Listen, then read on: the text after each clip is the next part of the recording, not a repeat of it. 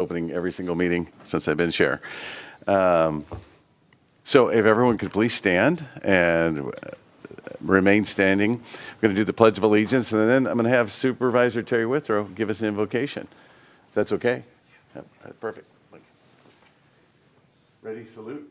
I pledge allegiance to the flag of the United States of America and to the republic for which it stands, one nation, under God, indivisible, with liberty and justice for all. Born in Angola. June 23rd, the time is 9:02 a.m. with success of this week. Okay. So, good morning, everybody. This is the last second prayer I'm going to have to come up with here. So, I ask everybody to bow their heads. Dear God, today, this morning, I thank you for all of us that are here. I pray for the safety and health of everybody who are here today. And this morning, I pray for our warriors. I pray for those who are out doing your work, who are looking for justice in the world, who are looking to help other individuals who need help. Again, just doing your work. And so we pray that you give them strength and wisdom and guidance and courage to do your work, to make this a better world. And then, if I could, I'm gonna go Catholic on you. We're gonna say the Our Father here real quick. In the name of the Father, Son, Holy Spirit, amen.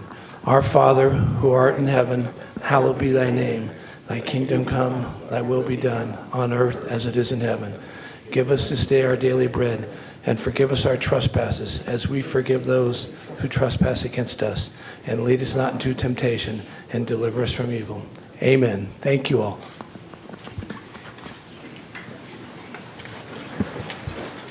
Thank you very much, Supervisor. All right, item number 3 is presentations, always fun. These are Employee Service Awards. We have 3 people who are receiving their 25-year service award, and Donna Linder will be presenting the first one. It is Jennifer Mercado.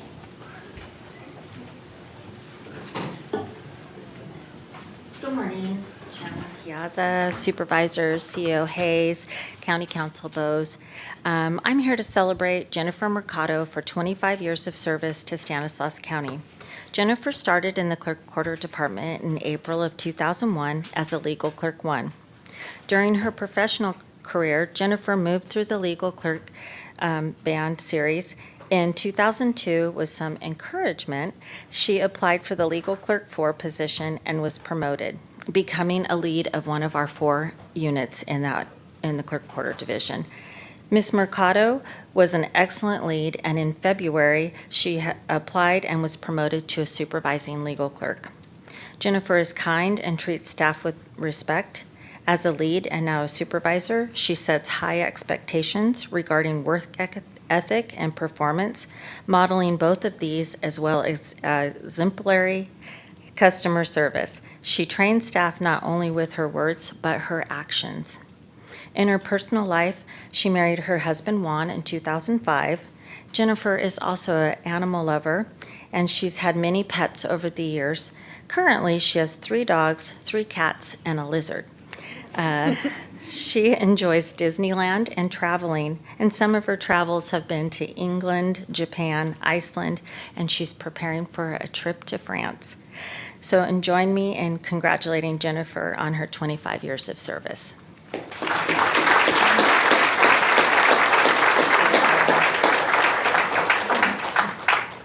You like dogs or cats more? I like them both equally, but my husband says that's not possible. He said you can't like the Raiders and the Niners, and it's the same thing. Is your husband here? No, he's because not. I agree with him. I can't choose. That's great. Do you have a favorite child?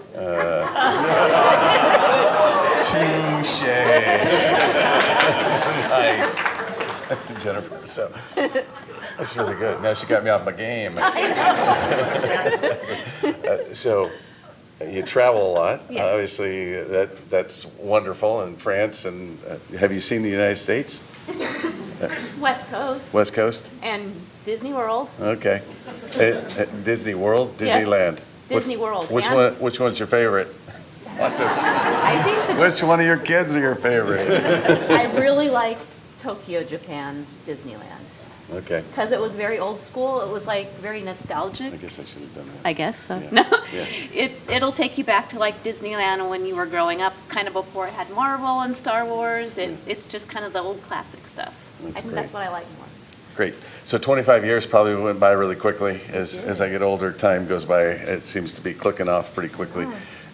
Congratulations on your 25 years. I want you, we're going to have 3 folks that are going to get this today, but not everyone comes in here. We have lots of employees that don't want to come in here, and we want to bring them in, and we want to celebrate the success and the promotions and the people who actually make this organization run, because it's not us up here. It's responsible. It's the frontline workers. So we so much appreciate. And do you have some people you want to introduce, or? Mike, Of course. I brought a whole crew with me. So we have Romeo, we have Matthew, Mitzi, Janine, Emily, and in the back there's Lori, Jeremy, and Melita. Your team?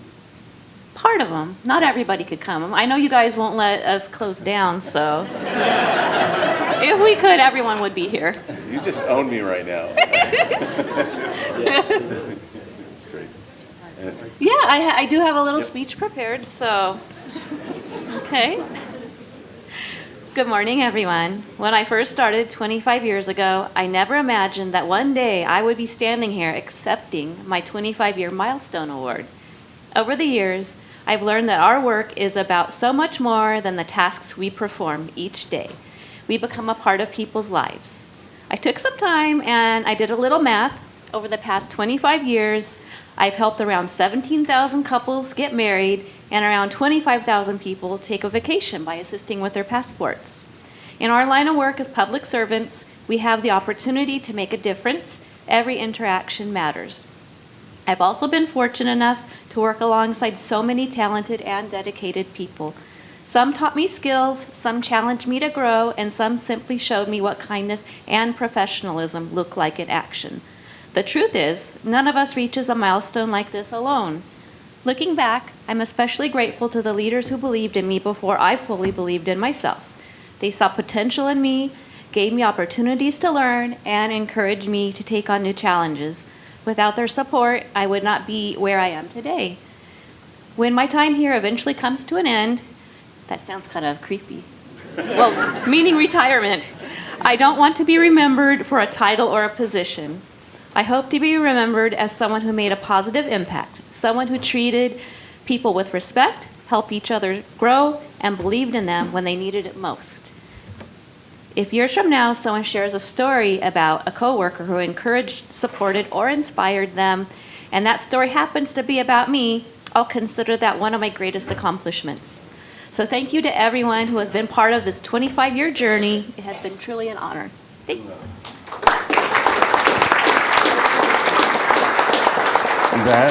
That is so sweet, and that is why we're successful. Thank you very much. And I know that we're on a first name basis since she's married 17, or had a part in marrying 17,000 people, and I'm on my 5th or 6th wife. And that's why we're on a first name basis. That's a running joke, okay, people? That's a lot. All right, we're going to take a picture really quick.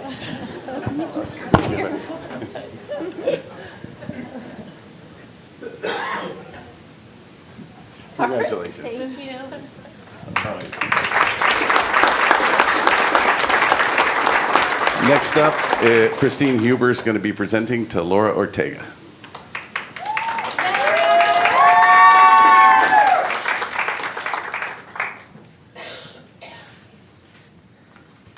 Good morning, Chair Chiesa, Supervisors Mr. Hayes and Mr. Bose. I'm here today to celebrate Laura Ortega, who's celebrating 25 years.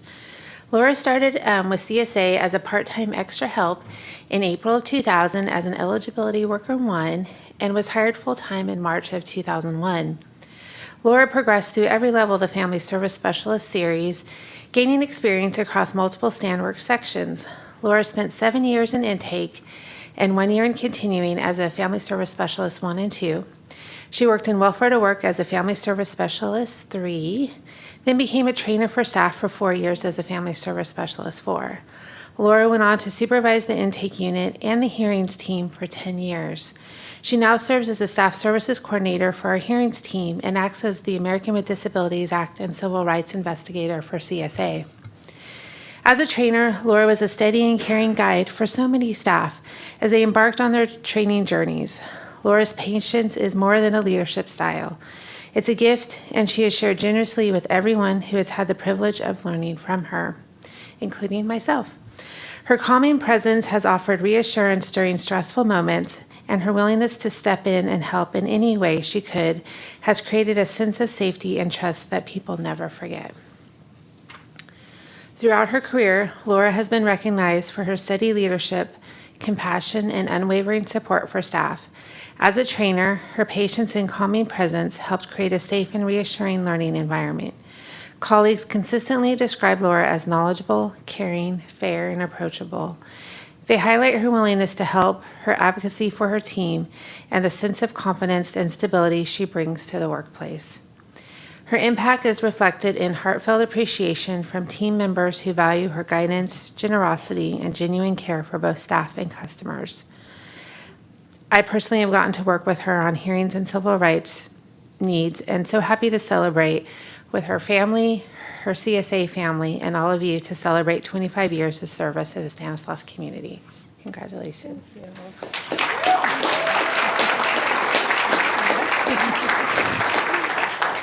Congratulations, Laura. You brought quite the group of fans here. It's awesome. And CSA is a much bigger department, unlike the recorder's office and elections. So you can actually bring a bunch and still operate, not close down.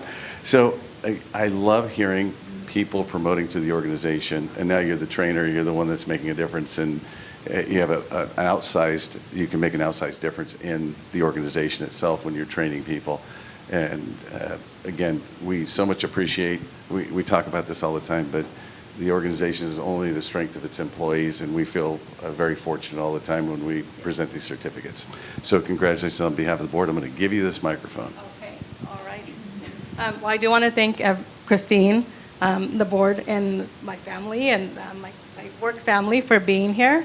And I never thought, 26 years ago, actually, coming down to the office to fill out the fill out the interest card, waiting for an opening, and then getting that in the mail, and then coming back to fill out the application. So, and I was extra help, so I never thought I would be here. It's actually 26 years later, going through this. And so it's been a very good 26 years. I've never had a day where I said I didn't like my job. I've loved every part of it, some more than others. I loved, taking applications for people coming in need, being able to help them out in their times of crisis. And I loved being a trainer. There's people that I train that are now above me, and so that's a really good feeling. And right now, my hearings portion of my career, I have a really, really great team. We work really well together, and just making sure that our customers are getting the accurate benefits and that the rules and regulations are being upheld. So, so thank you, everybody.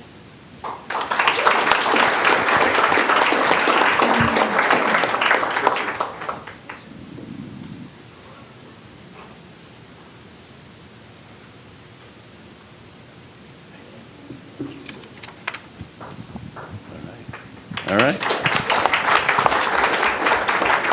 Next up, we have Monica Deep, Carr, and Doris Foster will be presenting.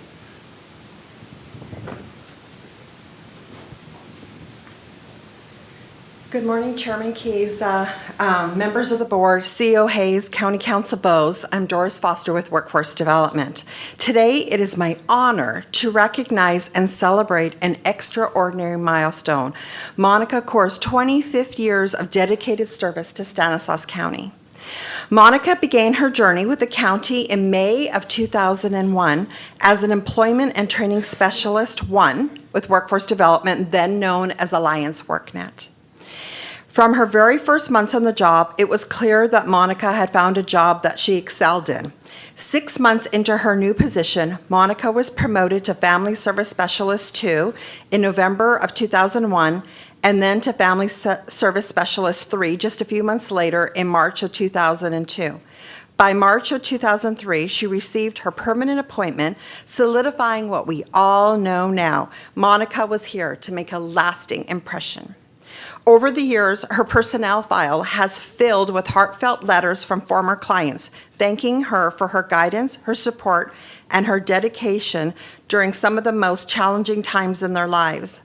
These letters are a testament of the kind of person Monica is, caring, empathetic, and deeply committed to helping others. At the same time, Monica's raised 2 beautiful children who are here with us today, never wavering in her commitment to them or to her work. Her ability to balance both with grace, strength, and commitment to them or her work. Her ability has never wavered, and it speaks to the kind of person she is. Monica is deeply family-oriented, grounded in her values, and always giving more of herself than everyone ever expects. Today, Monica continues to serve as a Family Service Specialist 3, managing cases and excelling in her role as a vocational training specialist. If you've ever walked through our office, you've probably heard her say how much she loves her job and how much she loves helping our clients, and she means it. Her passion is genuine and is felt by everyone around her. Monica has an unwavering commitment to upholding workforce development standards. She is highly respected and well-liked by her peers, not just for her exceptional work she does, but for the positivity, professionalism, and heart brings every single day. Monica, on behalf of the county, workforce development, and everyone who's had the privilege of working with you, thank you. Thank you for your dedication, your compassion, and your 25 years of service to this community. We are truly grateful to you. Congratulations on this remarkable milestone.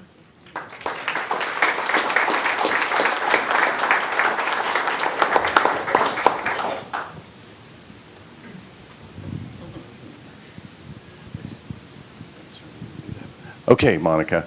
I'm just talking about because the name is Monica Deep, and she goes by Monica. And, uh-huh. I know, but yeah, what she goes by, and what people, yeah, real nice. So,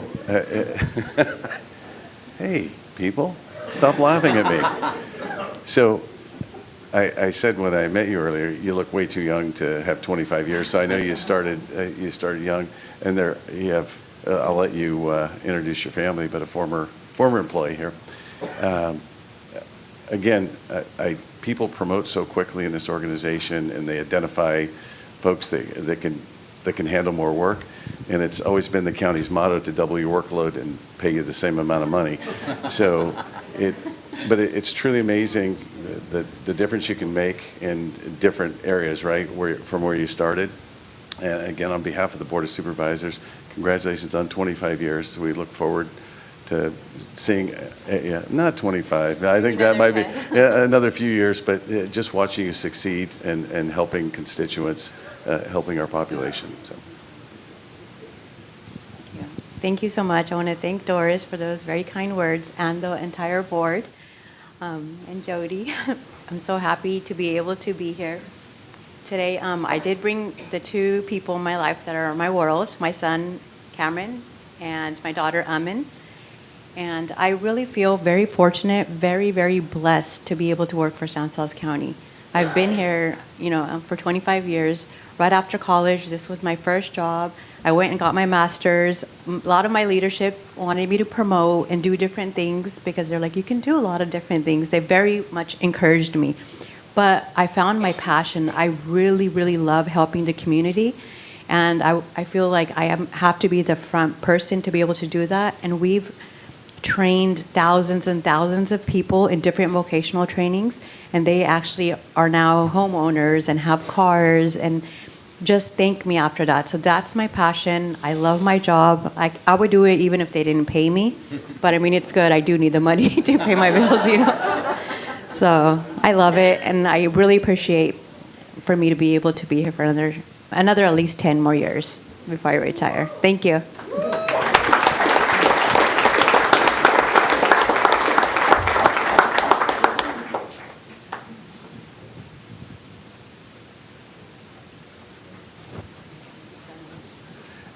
and her daughter, Amen, worked for the CEO's office for a while. So we had a few of them. So congratulations to all three of you. And again, from the bottom of my heart, if you guys want to leave, this would be a great time. If you want to escape, if you don't, if you want to stick around and watch a long meeting, you're welcome to stick around.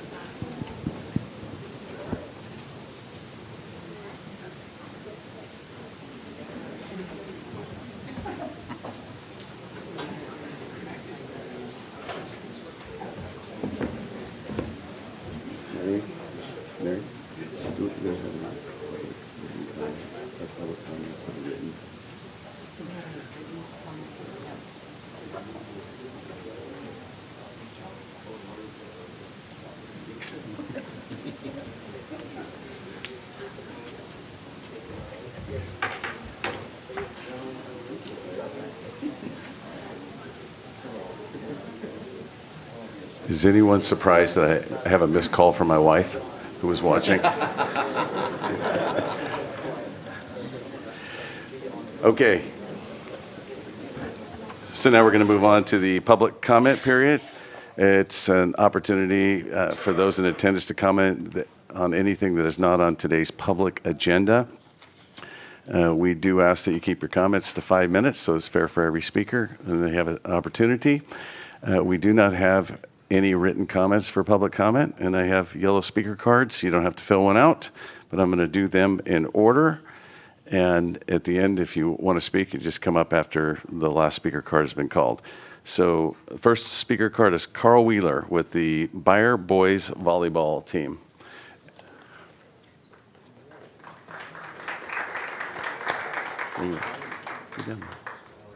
Yeah. Good morning. Good morning.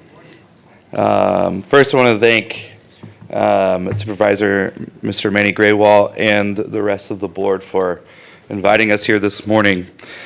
Recognizing our young athletes is an integral part to our community success, and this morning we're here highlighting their achievements and contributions to their school, their community, their city, and the county will be significant memory that they hold close to them. These young men feel seen and appreciated for the countless hours of training, film sessions, and expectations of pursuing excellence. In the process, they have accomplished incredible achievements as individuals and a group of students who believed they could do something bigger than themselves. Not because some crazy coach told them that they could, but they actually believed that they could do so themselves. They learned many life skills in the process, more so the importance of brotherhood, commitment, discipline, and achievement. We are here today because this group of young athletes standing behind me accomplished a lot of historical achievements within the Bayer High School community and our county. This group accomplished taking second in a tough Western Athletic Conference league. They also achieved a 30-win season, finishing 30-7 overall, which is the most wins by any Bayer High School athletic team. They also, amongst this group, have 4 all-Western Athletic Conference selections, meaning 4 all-league selections. We also have 2 all-section two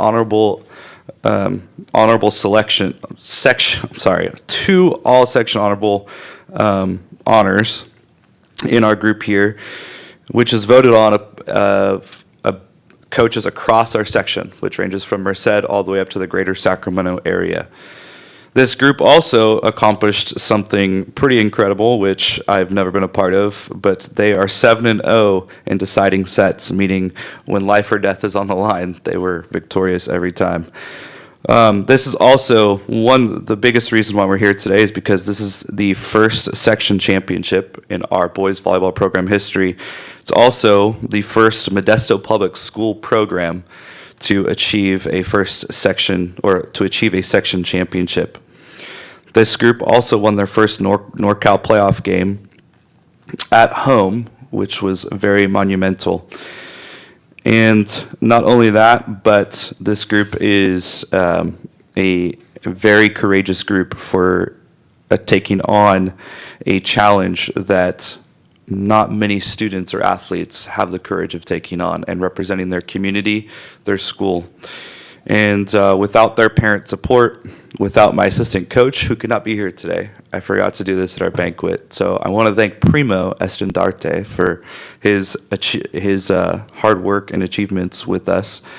Not only that, but I would like to thank these athletes for representing their community, our county, their school, and more importantly, representing themselves for something that they will remember for the rest of their lives. So thank you for this opportunity to be recognized, and we thank Mr. Graywall for the opportunity for inviting us here. Thank you.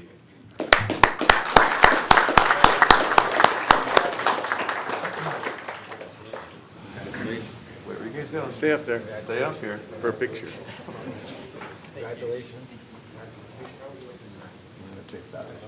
Congratulations, Coach. Thank you, sir. Well, it's such a privilege and honor to recognize these young men on an accomplishment that has not been done before in the city of Modesto, getting section champions in the first public school in Modesto.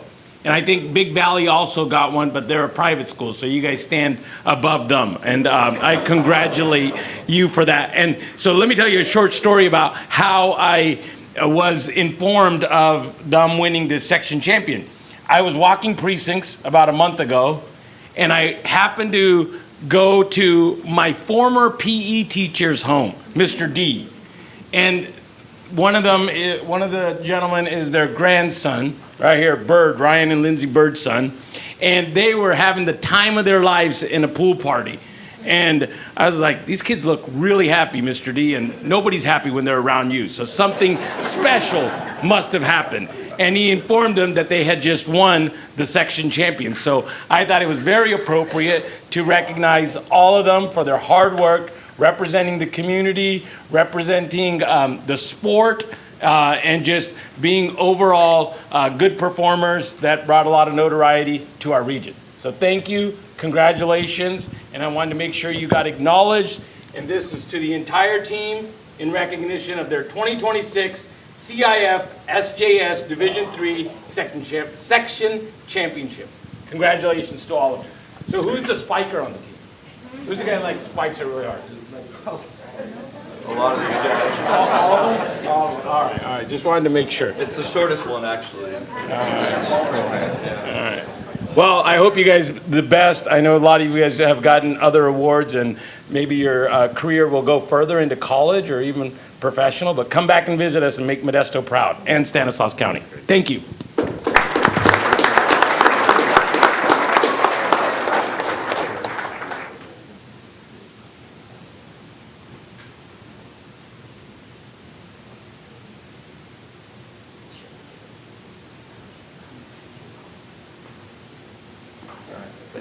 Thank you all the parents. I know it takes a lot of time and dedication to take them to practice and take them to games, so thank you for everything you do too to make success. And be Thank you, guys.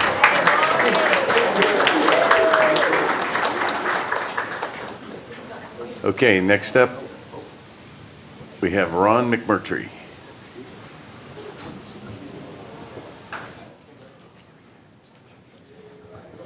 Thank you, Mr. Chairman, members of the board. Ron McMurtry here. That's really, I've never seen a supervisor be put on his back foot before. That was interesting. That's good. Yeah. Anyway, okay, a couple things. I think this is like the next best venue. I went to the last policy board meeting and I saw something that concerned me, and since the 5 supervisors here are on that board, I want to put a bug in your ear about something. There was an issue with the chairman of the Measure L Oversight Committee, and he was really upset, and the committee seems upset about non-compliance with the Measure L terms that the voters voted on. And you guys didn't know that, but when I left, Jose Luis Caceres, the director of project development, was out there, and they were having a terse conversation. And I'm a little concerned about Director Caceres kind of being caught in the middle. He's trying to make this work. But given that we're losing our institutional knowledge, I learned that Gene Filletta left, and so he's kind of the senior one who has institutional knowledge of the last couple of years. I'd like to suggest something that maybe Stan Cog have an additional assistant for whoever the senior whatever, because I don't want him to not have enough support because of high turnover or whatever, and him get discouraged and we lose him too. He's a good guy. He's got us a lot of money, and I want him to continue to do that. I really want to. I have this bad vibe about it. Okay, so I just wanted you to know. Yeah, they were having a conversation that they didn't even notice me. That they were blocking the hallway, and I had to. So they were. Okay, so I just want to let you know that was going on in the hallway as I left that meeting. Okay, and the other one I would like an addendum to. I had done a list of intersections that are really bad that need the priority, so this is just a heads up for Director Lehman. The short-range transit plan people had suggested some route things. It's no-go, but it did remind me of some intersections that I neglected, and one of them is Claus at Floyd. Really needs a light. Claus has been getting more and more traffic over the years, and it is treacherous trying to make that left turn onto Floyd or merging into traffic getting off of Floyd. That's a no-go for coaches, of course, but I want to add that to the list. Thank you. Thank you very much, Ron. Next step, we have Gunit Bella.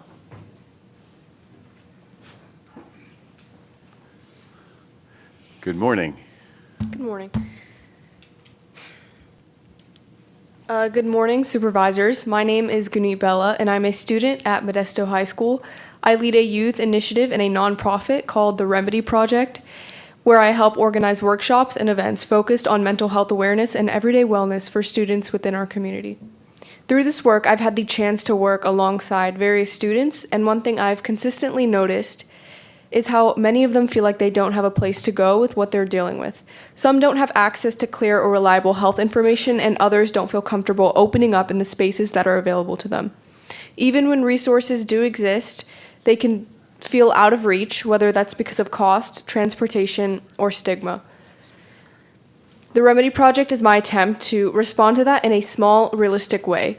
We focus on simple preventative approaches to wellness, things like managing stress, building healthy habits, and creating spaces where students can talk openly without feeling judged. It's not meant to replace professional help, but to make conversations around health feel more normal and accessible. At the same time, I realize that there's only so much that a youth-led effort can do on its own. Reaching more students, especially those in underserved areas, is challenging without broader support. So I am here today to ask how the city might be able to support or collaborate with youth-led efforts like this. Even small forms of support like access to community spaces, help sharing information, or guidance on how to connect with more schools can make a real difference in expanding what we are able to do. I also believe that it's important to continue encouraging research and conversation centered around the communities that need the support the most. There are still many areas where health disparities and barriers are not fully understood or talked about enough. The more we invest in understanding these issues at the local level, the better equipped we are to create solutions that are effective, equitable, and truly reflective of what residents are experiencing. I also think that there's value in continuing to include youth voices in conversations like this. Students are directly experiencing these challenges, and being a part of a solution helps make those efforts more relevant and effective. As someone already working directly with students through the Remedy Project, I would genuinely value the opportunity to represent these concerns on behalf of youth as a youth representative. I believe young people can offer perspectives that are honest, current, and important when shaping conversations about community wellness and health equity. My goal isn't to ask for something unrealistic, but to open up the door for collaboration and to see what might be possible if students in the city worked more closely together. Thank you for your time. Gunit, before you move, I'm going to have our resident behavioral health and recovery services person. Thank you very much. When I said the prayer this morning, you're one of the warriors we were praying for. People to step up and try to make a difference. So we want to get your contact information, and we're going to get you in contact with our mental health department. Ruben's not here today. I think Ruben is on vacation still. Yeah. This number Okay, that you Carrie's have back on the here. card, is it yours? Or your mother's? It's yours? Perfect. Okay, we'll reach out and we'll connect with you and thank you for what you're doing and we'll see what we can do to help you with that. Thank you for very coming in, much. taking the time, really. Next up, I have Matthew Cox. Morning, everyone. Ladies and gentlemen, County Morning. Board, thanks for your time. Just came up here to raise a little bit of awareness. A lot of people are traveling west and east between 5 and 99, 132. They're looking for alternatives to travel, and they've chosen Grayson Road as really a kind of alley that people are running through a lot faster than normal. We've had some fatalities out there. As you guys know, I thank you. You guys put up a four-way stop at Shiloh Road, which really helped the traffic slow down. There's a hot spot over right near my house at Cox and Grayson Road that you guys are putting some resources in. I really appreciate that you guys are doing the improvements there. And then also there's one more spot that is probably the most dangerous at 33 and Frank Cox and Howard Road. I've been talking to some of your engineers about it. They said that they might partially block that road. I gave them the suggestion, I would love to see that section of road just completely cut off. Because if you look at it, there's no residences, there's no buildings on that road. It's just agriculture. And you could easily reroute them through Wesley to the four-way stop that's much safer. One of the problems, I went there this morning to that stop sign, and the stop sign's gone. Regularly, trucks will come down off the 5 and turn right to go towards all the warehouses over there. And they're gonna they have to jump out into traffic because that stop is so sharp, and they'll usually cut that turn and hit the stop sign. Multiple times I've picked that stop sign up and tried to put it back up myself and made people aware about it. I do appreciate too the work you're doing at Grayson and Cox. I am concerned a little bit because we are putting in a turn lane that it might speed traffic up. And one of the factors too in that area is a lot of semi trucks will park on the side of the road. And so it kind of blocks vision for people crossing there. We have a lot of agricultural stuff going on there, taking tractors across that road. As you guys know, the town of Grayson is right there, and that's their major exit. There's a market there with a gas station. And I saw how well Shiloh did with the four-way stop. I just have that suggestion that you guys think about that a little bit more in that. And then also the suggestion of cutting off the Frank Cox 33 road. It is your lucky day, Matthew, because David Lehman, our Director of Public Works right there, is going to meet you in the back. So you can, I know we've talked about some of these issues, a few of them, and some of them are being addressed. Yeah, and Matthew, just to let you know, every time I go to dinner at my in-laws' house, I hear about that intersection at 33. Yeah, and Frank Cox, and I know David has been working on that, and unfortunately, there's a lot involved there with Caltrans and the county and the railroad, and it's just all kinds of obstacles, but we're working hard on it, but David can help you with that. Thank you, guys. Thanks for your time. Thanks. Thank you. All right, next up, I have Kent. Be followed by Jan. Good morning, gentlemen. Good morning. The County Board of Supervisors, the County Registrar of Voters, the County Sheriff have all been served a notice and a request to be heard petition for redress of grievances. Dear Supervisors, Registrar, and Sheriff, the purpose of this notice is to ask for an opportunity to address the entire board and or to present a claim contesting the certification of an election results in the next regular scheduled meeting of Board of Supervisors. I am also requesting the board direct the Register of Voters to respond to the request for information below. I invite the attention to the California Election Code, Section 16100D, which states in part, any elector of a county, city, or of any political subdivision of either may contest any election held within for any of the following causes. D, that illegal voters were cast. The factual basis of my request is that it is common knowledge that there has been a flood of illegal aliens into the state of California. Its counties, cities, and school districts. Those non-citizens have apparently been allowed to register with the Department of Motor Vehicles. With that registration, these non-citizens have been provided with voter registration and election ballots. It is also common knowledge that the investigative reporters have discovered that some illegal aliens, non-citizens, have in fact voted.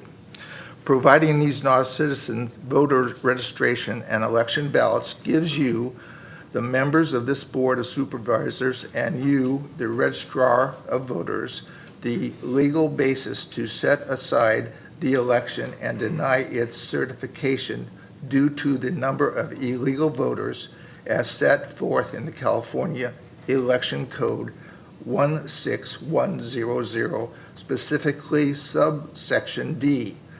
These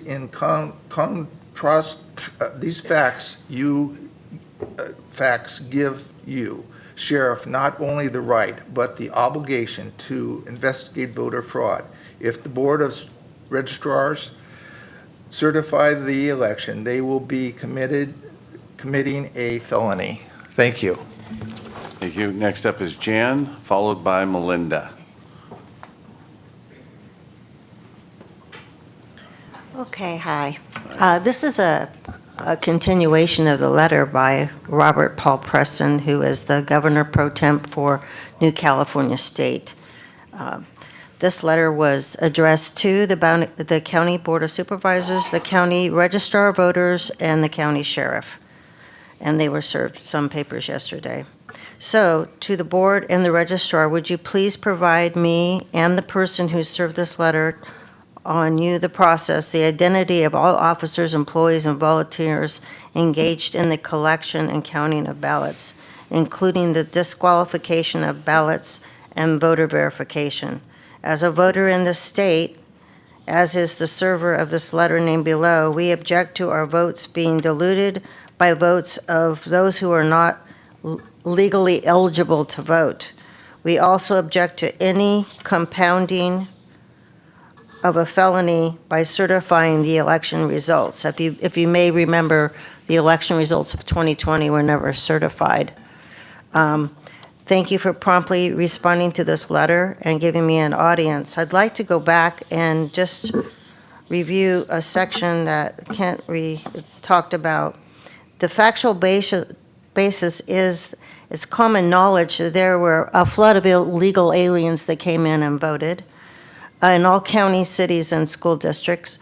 And a lot of these citizens were apparently allowed to register with getting a driver's license through the DMV, so that they're compliant also. I'd like you to know that the state of New California and Restored California, where we are working on the same plan that Virginia and West Virginia did. We have our own new constitution for the state. And we had an elections last year. We did a paper ballot, same-day paper ballot, same-day counting elections in all of the counties of California. So we know we need to go back, get rid of these machines that can be controlled through the internet. Any machine that's plugged into a plug can be controlled.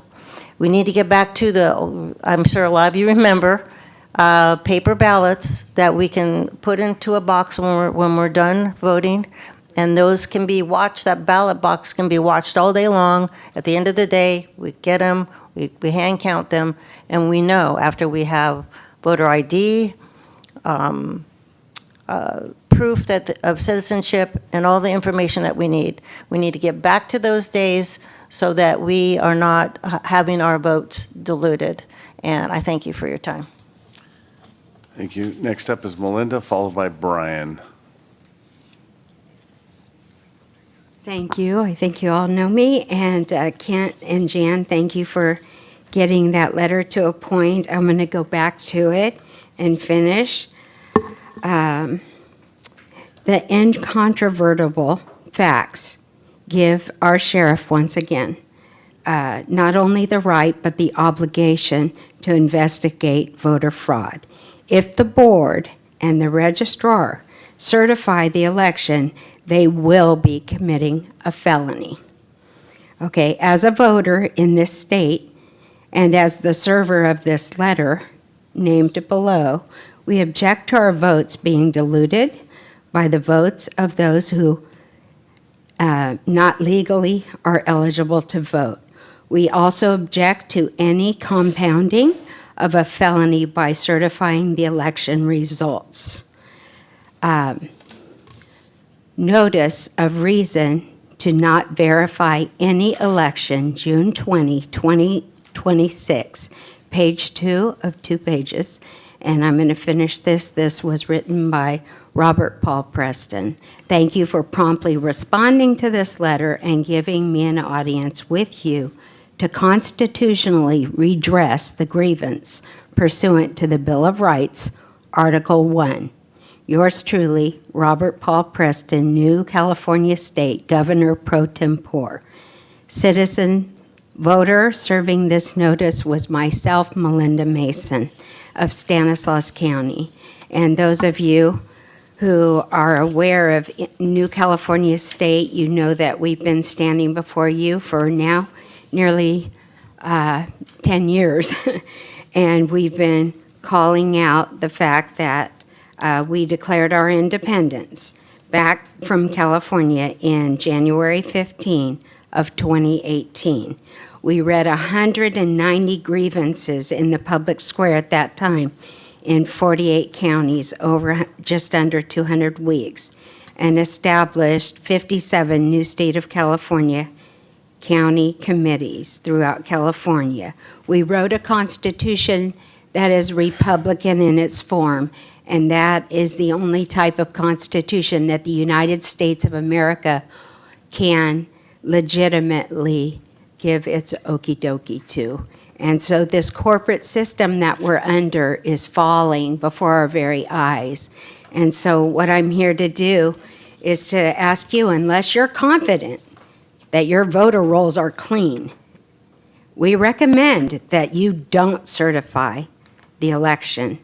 And we have all the information. Public hearings are coming very soon, and the public will be abreast of what is really happening in this nation, especially in California, as we are the tip of the spear.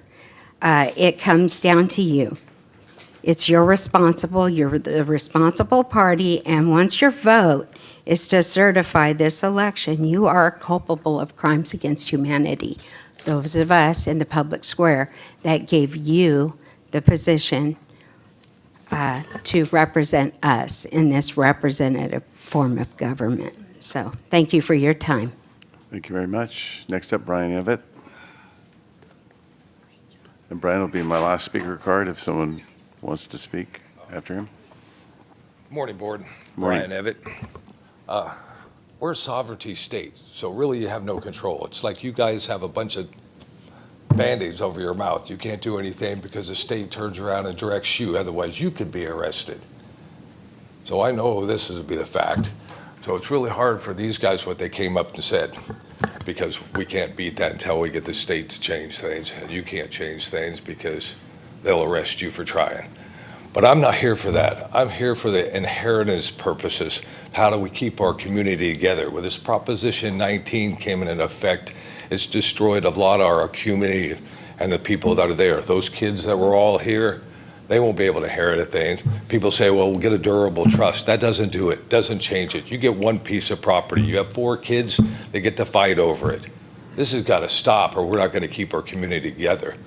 We're not going to keep our families together that created this until we can get this resolved. And I know you guys can't say anything about it either because you have to uphold the state law. But in some way or another, we need to get this changed so we can protect our communities and protect our families that are here. Because we've lost our small businesses, Rural Dale, we've lost Cummings, we've lost all these small contractors that built this friggin' county. We've lost them to corporations, as they stated. We've lost our state to the corporations. and we've lost your ability to do anything to corporations because of the state ruling that they put in front of you. This needs to change. Like I say, there's a difference between me and you. I would take that job and get arrested and get the publicity, but you guys don't. So like I say, you don't have the balls because you're afraid of getting arrested.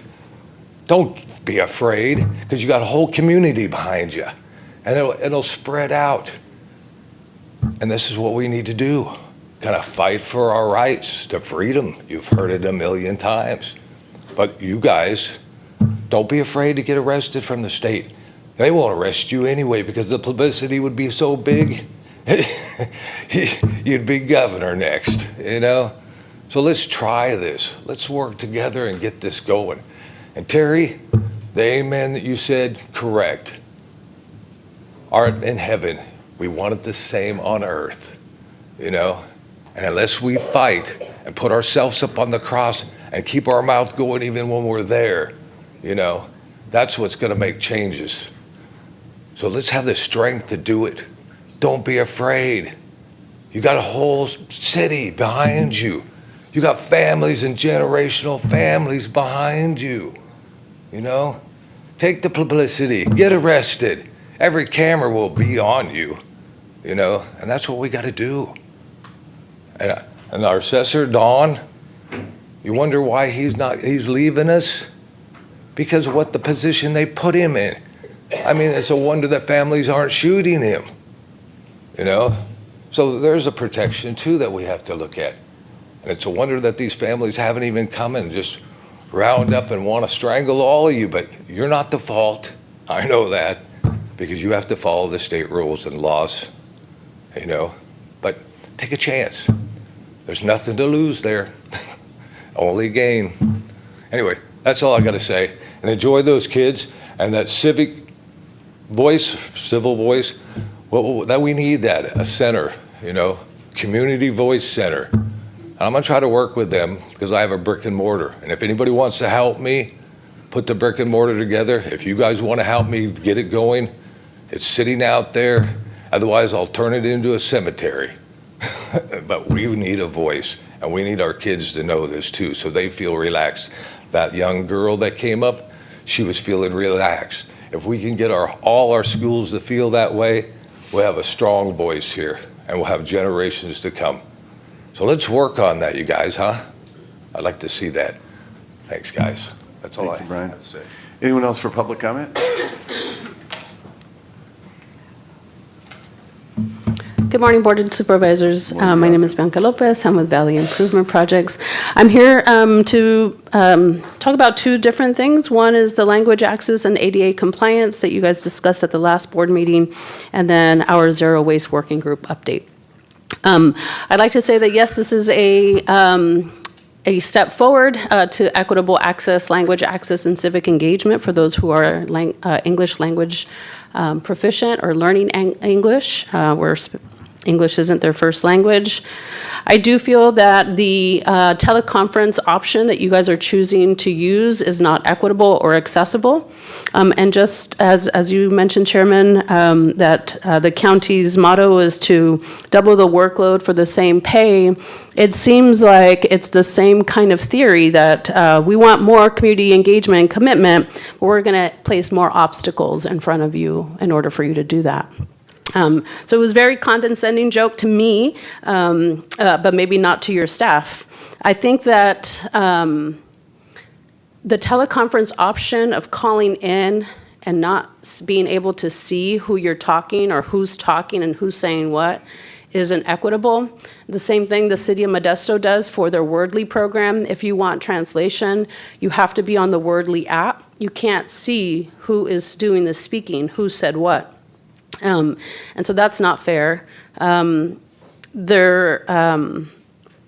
haven't tested it out, but I think it's really important for the communities who are actually going to be using it to be the the people to test it out. You're asking nonprofit organizations like Valley Improvement Projects and individuals to test it out. We're probably more capable than the people who need it. And you need to be testing it out with the community members that are actually going to be using it. And so I recommend that you ask your team to do that. Valley Improvement Projects has offered opportunities to connect with the direct community members that are going to be using that service. So while I'm excited that it's going to be improving because we'll have the agendas translated, the attachments are also not going to be translated. You're not including them in the agenda as hyperlinks, and so they are not being translated still. The second thing is our Zero Waste Working Group. So the county directed the Department of Environmental Resources, I believe.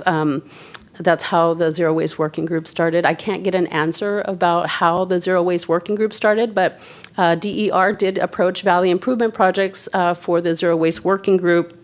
And Gavin Bruce from Valley Improvement Projects has been leading the working group and has been doing a really great job with very little and almost no effort on DER's part. But Gavin has been getting over 20 people to our meeting every month. And just last month, we had a Plastic Pollution Mitigation Fund roundtable meeting with Cal EPA and Strategic Growth Council and Valley Improvement Projects, where we had over 68 community members come to the table to talk about waste diversion and waste control. So not just waste management, but making sure that we're reducing it and making sure that the communities who are directly affected by waste pollution are part of the solution. This next July is Plastic Free July. We've invited your team to collaborate with us to helping restaurants be in compliance for Plastic Free July. We have yet to receive a response via email, and that's usually our normal experience with DER, is it takes forever to get a response if we ever get one. But we hope that the county is looking to assist restaurants to be in compliance, not necessarily enforce a law that you're already not enforcing, but to help restaurants to make sure that the Skip the Stuff bill is being implemented. So right now it is illegal to offer me single-use plastic without me asking for it. And we see a lot of restaurants across the county doing so, but your team isn't informing or educating the restaurants about that. We'd like to partner, and we hope that we get some kind of response soon. On June 29th and the 30th, we'll be hosting a film screening about that's called the Plastic Detox. And this Plastic Detox will be filmed at the State Theater on June 29th and June 30th. Doors open at 6 and the film will start at 7, and it'll be followed by a discussion to talk about how do we detox our homes and our bodies from plastics so that we can continue to be a productive and healthy society. Hope to see some of you all there. Thank you. Thank you very much. Anyone else for public comment? Come on up, Stephen.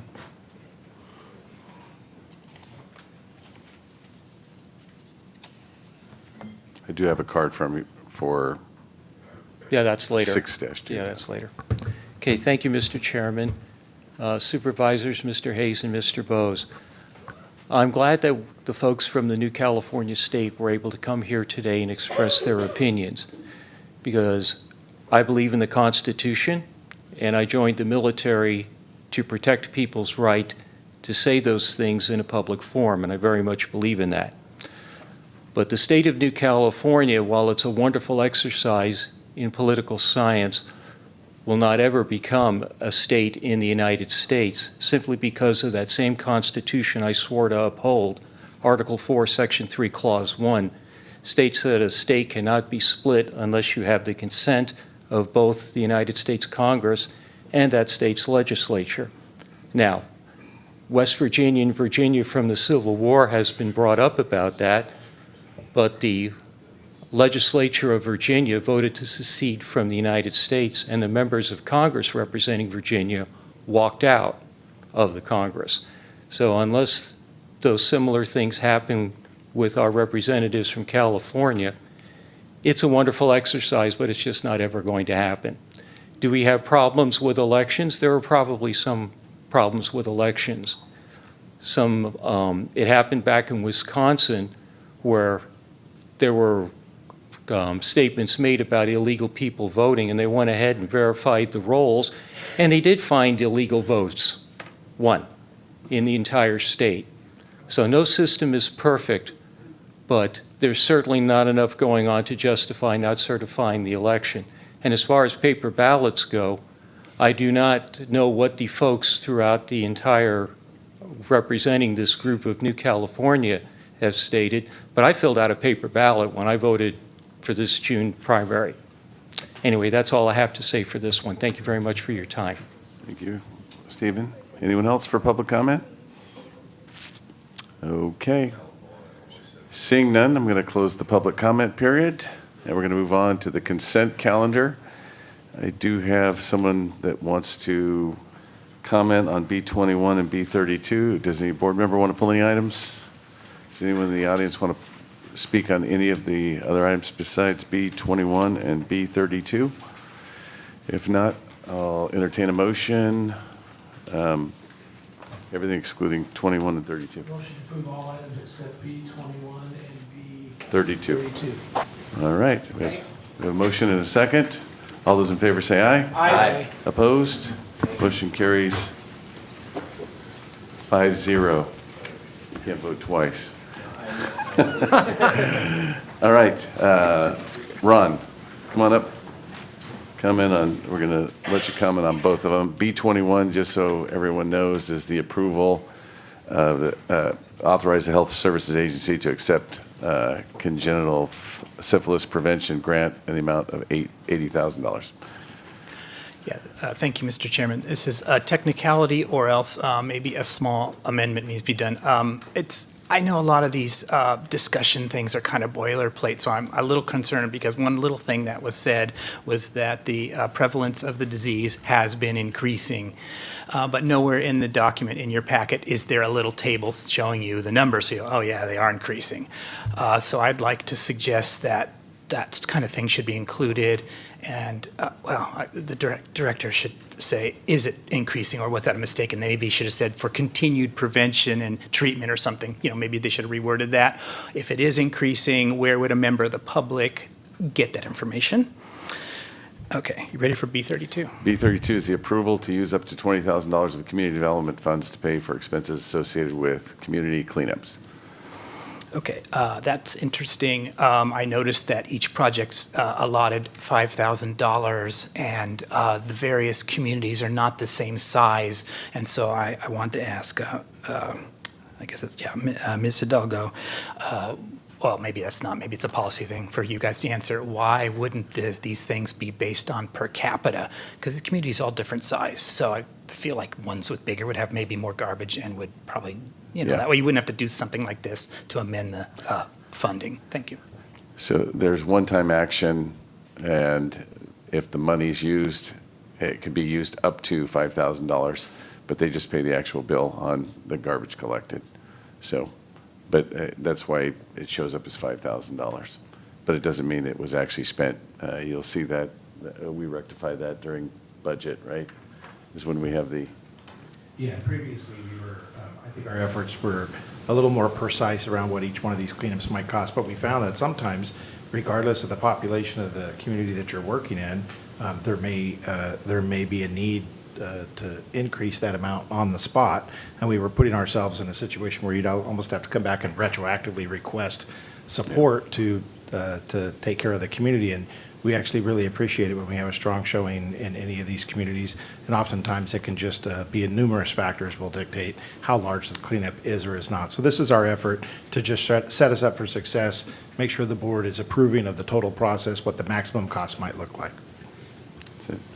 And on duly noted on B21, I know we had the Health Services Agency came in and gave us a report. It's been probably a month and a half where we went through statistics on different metrics within our community. So I'll try and make a note to get Ron the health report. Okay. With that, there's no other comments. Seeing none, to entertain a motion for B21 and B32. Motion to approve. Second. The motion, and we have a second. All those in favor say aye. Aye. Opposed? Motion carries 5-0. All right, we're going to move on to public hearings. First, 6.1 is public hearing to consider the adoption of the recommended rollover proposed budget for the budget year 2027 and related actions. Jody Hayes and Team Stanislaus will be presenting. Thank you very much. And I have just a couple of opening remarks here. This is going to actually be a very brief presentation on budget. I think you're used to us having very robust, lengthy presentations, conversations on budget. However, from time to time, we have exercised what we call a rollover option. Staff will discuss this in the presentation. That provides us baseline financial authority to begin a new fiscal year while we work to really bring together all of the robust conversations and issues that will need to occur with this upcoming fiscal year's budget. You can expect all of that to occur and get back to kind of what your more traditional budget approach looks like in September as we consider the adopted budget. I do want to thank, before the team starts here, although this is a very brief presentation, there's still a bunch of work that goes on here with the team, as well as many of our departments and the auditor's office and everybody pitching in to make sure we get this right and that we meet all of the criteria. So I want to thank all the departments who have worked on this, and of course our team and the Chief Executive Office that serves as the backbone for this. And then presenting for you today will be our Chief Financial Officer, Angelica Ramos, and Patrick Kavanaugh, Senior Management Consultant from the Chief Executive Office. So it's all yours. Thank you so much for that introduction. So good morning, all. As Jody mentioned, today we are here to present our recommended rollover budget. So Stanislaus County is recommending this rollover budget as the basis for the 2027 proposed budget. As mentioned, we did use this concept before, most recently in fiscal year 2021, as the onset of the COVID pandemic required that our attention be placed elsewhere for the time being. However, the organization still needs a budget in order to start operating from, so we used a rollover concept then. This rollover budget establishes temporary spending authority for the start of the fiscal year before it is replaced by the adopted budget, which will occur later this year in September. Given the need for spending authority on July 1st, we seek your board approval for this placeholder budget by June 30th. This approach gives the distinct advantage of shifting the detailed development of the budget from the proposed budget in June to the recommended budget, which we will bring before you in September. By waiting to establish base budgets within the adopted budget, this ensures fiscal policy and decisions driving those base budgets are based on a more complete fiscal data and analysis, including year-end results from the preceding fiscal year and this year's, most notably big results anticipated from the impacts of H.R. 1. We also know that our California state budget is currently sitting on the governor's desk for final approval and signature. So we're able to consider all of that much more completely than we would have back in April when departments were turning in their proposed budget.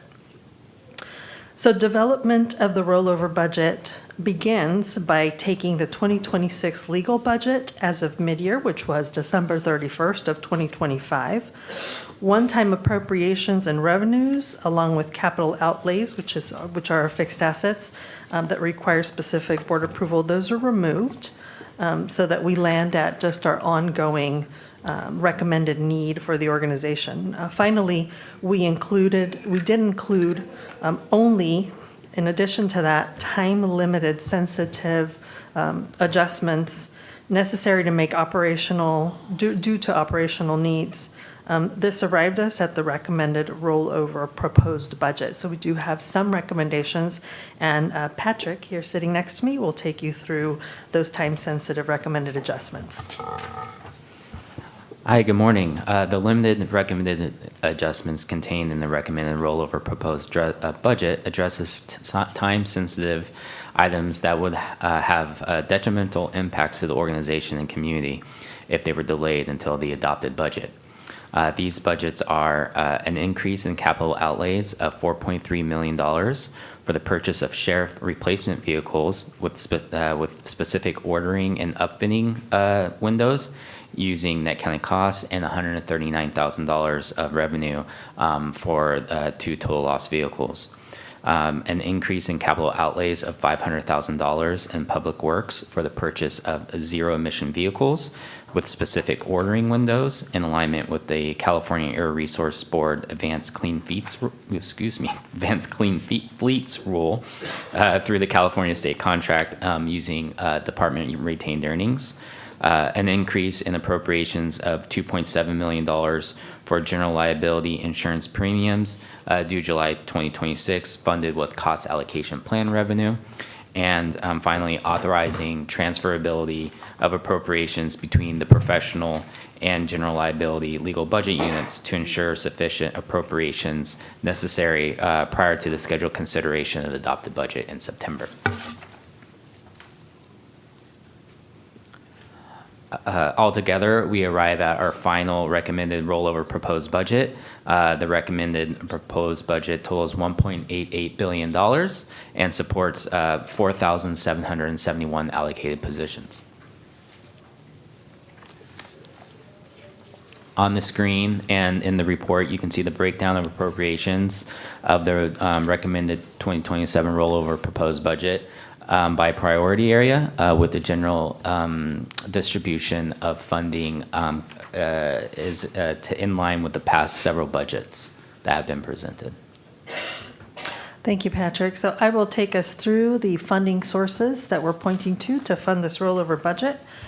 This budget's funded with $1.34 billion in department revenue, $34.2 million in county match and contributions, $143.2 million in the use of department fund balance, and $364.3 million in general fund contributions to arrive at a total of the $1.88 billion. As a reminder, these funding sources, along with the appropriations, are placeholders until the development of the eventual 2027 adopted budget, which will replace this placeholder budget. This budget and the staff's recommended actions to the board merely establish this budget for the purpose of spending authority for the start of the fiscal year as permitted and required by the County Budget Act. Next slide. There are no recommended adjustments to staffing in this budget. The 2026 third quarter financial report included support for 4,768 allocated positions. A net of 3 additional positions have been approved as of June 10th, 2026. This leaves the, through separate board actions. And this leaves the recommended rollover 2027 proposed budget, including support for 4,771 positions in total. Please note that this total doesn't include any changes that might result from separate actions since June 10th, 2026. And as of that date, the vacancy rate is 10.8%. All right. So as we move into budget year 2027, staff will continue to monitor various external factors for potential local impacts. Concurrent with the proposed budget process, as mentioned earlier, the state is finalizing its budget and federal directives are continuing to evolve. Staff are tracking closely on those movements to determine local impacts. Staff will also continue to monitor discretionary revenue receipts. This is our revenue source, biggest contributor to our general fund. We will be updating projections accordingly and identifying any savings that are realized through the fiscal year 2026 year-end close process. Combined, this information will help guide policy decisions for the recommended 2027 adopted budget, where base budgets for the year will be established and the placeholder rollover proposed budget will be replaced. The adopted budget is followed by quarterly updates that analyze and explain trend data and incorporate necessary budget adjustments to ensure continuous service to the community. Performance visioning is ongoing throughout each fiscal year, operating under a 2-year plan and serving as a natural complement to the annual budget process. For more details on the rollover 2027 proposed budget and all of our county budgets, you can find the electronic document online at stancounty.com/budget. Alternately, you can go to the Stanislaus County main page at stancounty.com, scroll toward the bottom of the screen, and click on the piggy bank, which you now see us circling there on the screen, to find the rollover 2027 proposed budget, as well as budget documents from prior fiscal periods. And we have 5 staff recommendations before you this morning. The first is to accept the recommended rollover proposed budget for budget year 2027, to conduct the scheduled public hearing to receive public comment and input on the rollover proposed budget, to direct and approve any changes the Board of Supervisors chooses to make, and then approve the rollover 2027 proposed budget. Direct the Chief Executive Officer and Auditor Controller to make any necessary technical adjustments required to implement the approved rollover 2027 proposed budget. And finally, direct the Chief Executive Officer prepare the recommended 2027 adopted budget for the budget period ending June 30, 2027, and set the public hearing for consideration of that budget on September 15th, 2027. That concludes our presentation on this rollover budget, and staff are available to answer any questions you may have. Any questions of staff? Just a quick question, if I Yes. could. Back to the recommended budget adjustments, if you could explain again just the general, well, I see general liability insurance, 2.7 million. Sure. And so I'm just assuming that's just the increase in our liability insurance as a result of? Yes. The largest component of that legal budget is the payment of our annual premium for general liability, which is due very early in the year, usually July. So we cannot wait for additional appropriations should that payment exceed what it was last year, which we anticipate it will. We received our preliminary estimates, which show that we will likely pay more than we did in our premium from last year. If we wait until September, we're subject to late fees of 4 to 5%. We're subject to penalties that get us pretty close there to, I think, tallied about $900,000. So to avoid that, we're requesting that those appropriations be granted now. Okay, perfect, thank you. And then the general liability, professional liability, LBUs, transferability, sorry, I wasn't paying attention when you went through that. No problem, no problem. That just gives us a little bit of additional leeway in case what we used for the general liability were those preliminary projections from our insurance provider. Should we exceed that by even a little more, or the professional liability exceed what it was last year, this just gives us a little bit of additional flexibility to utilize more appropriations and get that payment out. And what's the dollar amount for that? That's like a contingency that we're? I don't want to rattle off the top of my head what the professional liability is. My memory is it's somewhere in the neighborhood of $1 million across the two. But it is another one of our insurance programs. Okay. Supervisor, was the question like, I think we're requesting transferability between Yes. the two. Yes. Just saying that we don't have a So dollar. that just means Okay. we can transfer some funds Yes. from one unit to the next Okay, unit. so just permission to do that. Yeah. Perfect. Permission All right. to do that in Permission to case we need it, balance. yes. Okay, thank you. All right, Supervisor Condit. Thank you, Mr. Chair. As I have in previous budget cycles, I'm going to oppose this just out of the principle that I do believe that our county government is way too top-heavy. I think we would be better suited for just a stronger foundation of our frontline employees and prioritizing meaningful expansion of frontline service positions and also making those positions more competitive with our surrounding counties. I think our public would be better served by that. And I believe by doing it, we'll be able to combat the vacancy rates as well as dealing with the growing service demands within Stanislaus County. So for those reasons, I'm going to be opposing today's budget rollover. Thank you. On the fund balance, use of fund balance, that's always concerning to me, and it's $143 million. Is that a rollover number two? That is a rollover. It's the same, Rollover okay. number as well, similar to the one from the prior year. Okay. All right. No more questions. I'm going to go ahead and open public comment period. There are no written comments. Does anyone in the audience wish to comment on this? Come forward. Ron?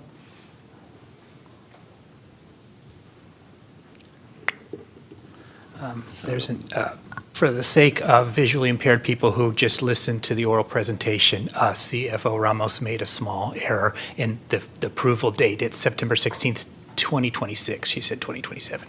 Oh, thank you so much for that. Thank you. Thank you. Anyone else? Please, Stephen?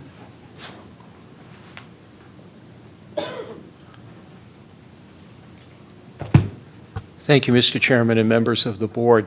I want to echo, Mr. Chairman, your concerns about the use of fund balances.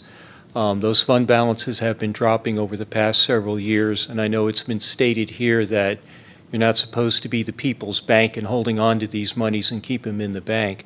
But I do know as economic times continue to be uncertain, we really need to take a hard look of how much deeper we want to go into that, realizing to balance the need between keeping our services going and making sure we can plan for a future in case anything unexpected economically happens. Thank you very much. Thank you for those comments. Anyone else? And Stephen, yesterday we had I call it a retreat, but it's a study workshop. And that was one of the topics that we were briefed on, and we're doing that exercise right now to find out where an appropriate reserve level might be, or a range. We'll report back. All right. Seeing none, I'll bring it back to the board. And I would just say that this is not a unique circumstance, but it's not normal circumstances where we do carryover budgets, but we're trying to get a better idea of where we stand. And so, normally we come in here, we don't ask a lot of questions because we've been briefed over and over and over on the issues. And today's a little bit of the opposite, where we're waiting to be briefed, right? We want to close the books and see where fund balance stands and create a budget. So I think, again, but it's not unique. We did this back in 2021, and it worked out just fine. All right, so if there are no more questions or comments, I'll entertain a motion. Motion approved. I will second that. Motion is second, and this does require a 4/5 vote. All those in favor say aye. Aye. Opposed? No. Motion carries 4-1. Thank you so much. Thank you very much.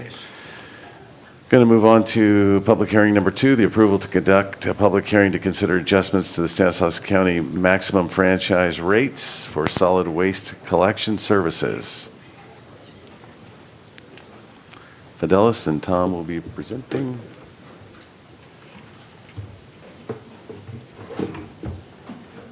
Good morning, Honorable Board.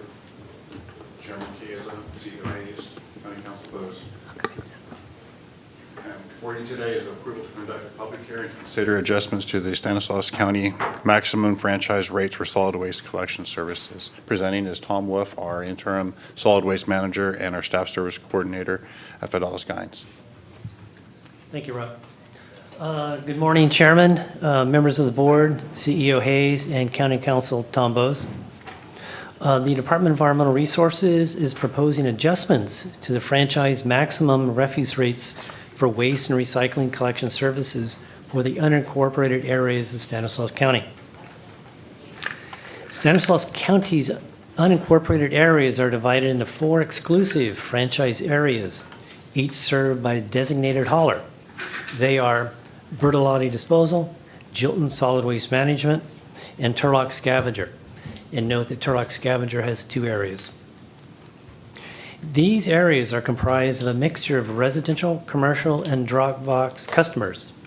In exchange for a franchise fee, the haulers receive exclusive rights to the residential and commercial accounts, while the county retains the ability to regulate the haulers and set the maximum rates they can charge.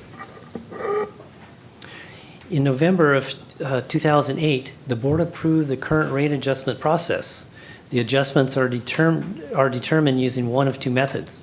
The first is the cost-based adjustment, performing a detailed review of the hauler's actual costs. And number 2, the index-based adjustment, which adjusts the base rate components by various consumer and price indices for the preceding 4 years.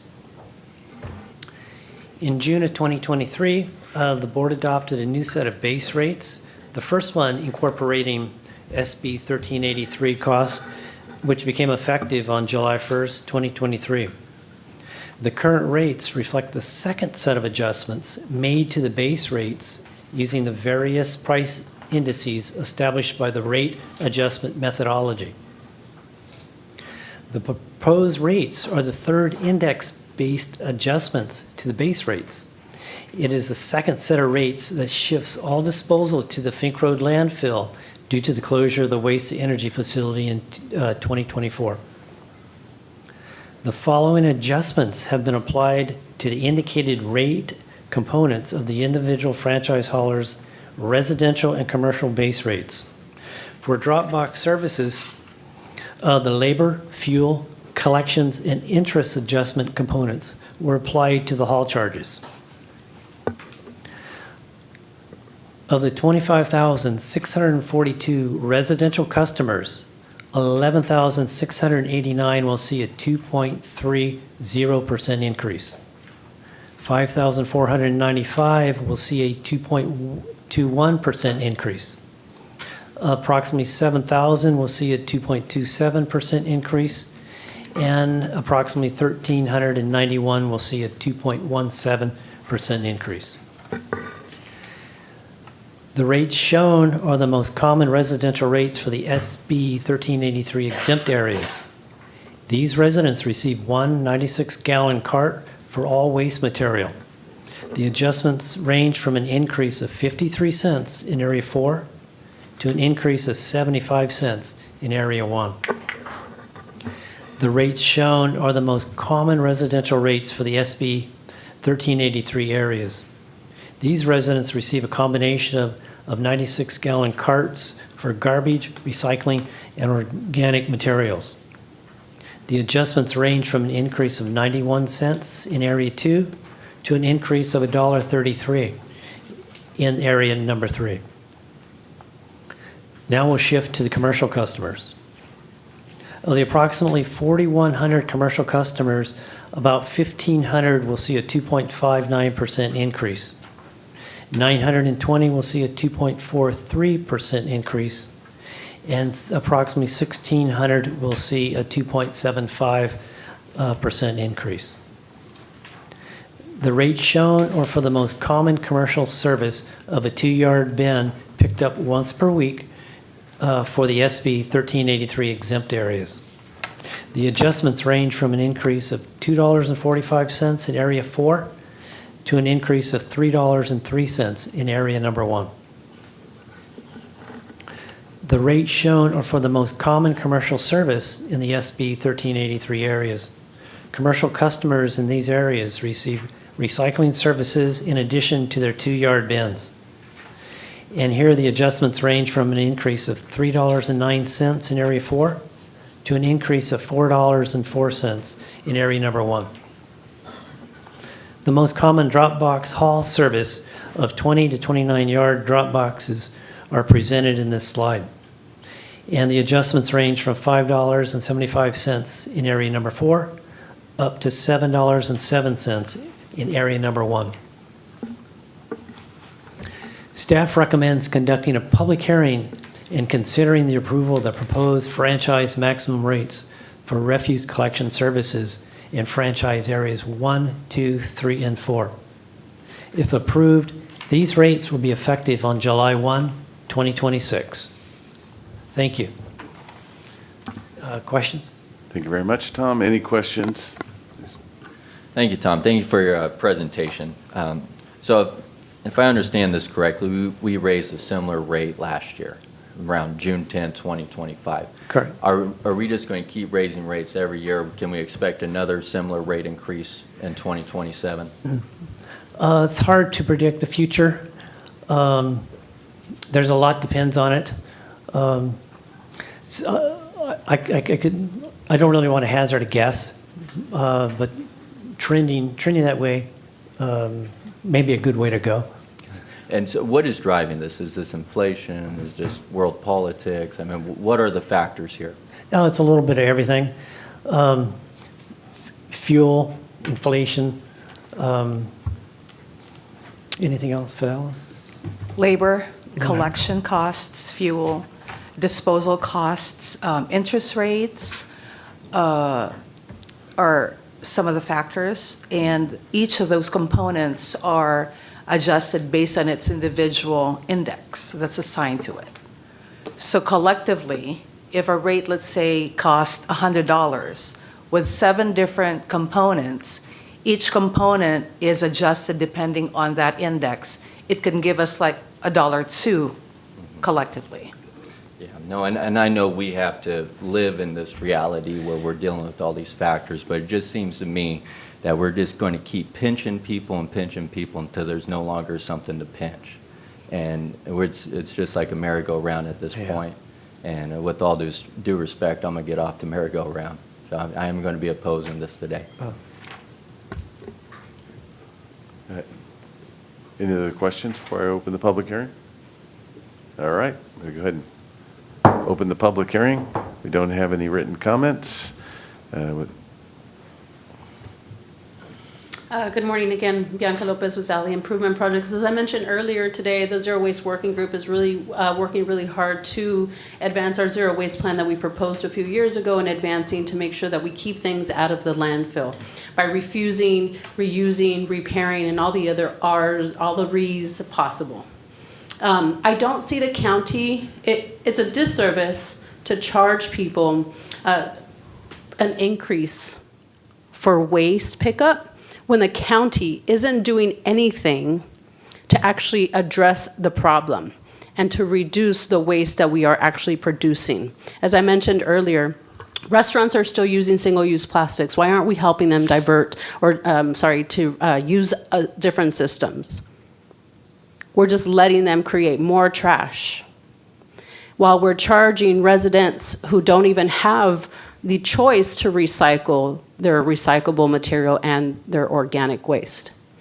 So the folks in those 25,000 households that don't get a green bin or a gray bin, whatever color they are, the organic waste, they have to pay more money so that they can still not recycle and still not pay into or participate into keeping things out of the landfill. Yet we're going to charge them more money. I still don't understand. I understand there's some expected increase in costs, but I don't see why the people should pay for those costs when your department isn't doing anything to assist to keep things out of the landfill. So to say that we're going to increase the landfill because we're going to we have more waste because we're no longer burning it, while you're still doing nothing to keep it out of the landfill is a disservice. I recommend that you don't approve these rate increases, but that you ask for more details of the county. Still, your local task force meetings are getting canceled because there's no agenda items. There's nothing to talk about. The regional agency meetings are also getting canceled because there's nothing to talk about. So let's talk about it. And let's create plans to keep things out of the landfill instead of just putting the burden on the residents to pay for the cost of our disservice. That's really important for you all to consider. You need to make sure that your Department of Environmental Resources is actually doing the work and not just charging people for that work. So I understand, gas is expensive. We need to pay our tipping fees at the landfill that we own. So I'd like some more clarity on how these funds are actually being used and a breakdown of all of those funds to justify all of this, because it doesn't make any sense. It's making somebody dollars, but it's not making any sense down here. And as I mentioned, it is a very big disservice when the county isn't working hard or intentionally to work through these problems of keeping things out of the landfill. And I think I'd like some clarification. I recommend that you don't pass these rate increases until there is more clarity about how the money is being used. I'd like clarification. Is Jilton and the other waste haulers, are they charging us more money, or is the county offering more money? Or please clarify a little bit more than that. The answer was not sufficient for me. So go ahead and explain again. Yeah. Okay. So the rates are actually based on financial statements that are submitted by the haulers for specific timeframes. And we do a financial analysis with the help of a consultant who is the #1 consultant for the state in rate adjustments. They look at these based on the actual expenses of the haulers. So each hauler's financial statements are provided, looked at, And then from there, a base rate based on their expenses for those 7 categories are set. Okay. What we do is 4 years, the next 4 years after the base year is set, we adjust it based on the CPI attached to that particular rate component. The County Board of Supervisors approve the maximum rates that we propose. The haulers charge what they can or up to that amount. We don't control what that is. Those rates are, just like what I said, are based on their actual expenses. There is a 10% profit margin that is attached to the overall calculation, and they pay for their gross receipts on every quarter to the county. That's how this whole rate process is. So you have to serve the people, not businesses. I don't think you should approve this rate increase. Fidelis, can you name the 7 components again? Let me go back. The 7 components are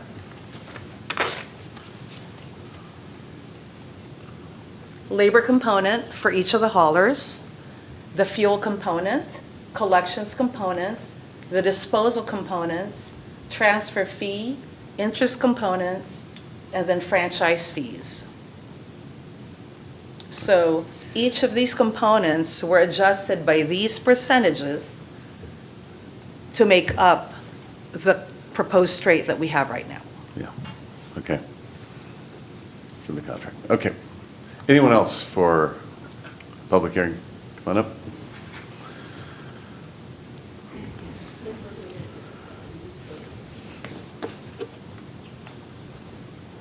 Thank you, Mr. Chairman and members of the board, as well as Mr. Hayes and Mr. Bose.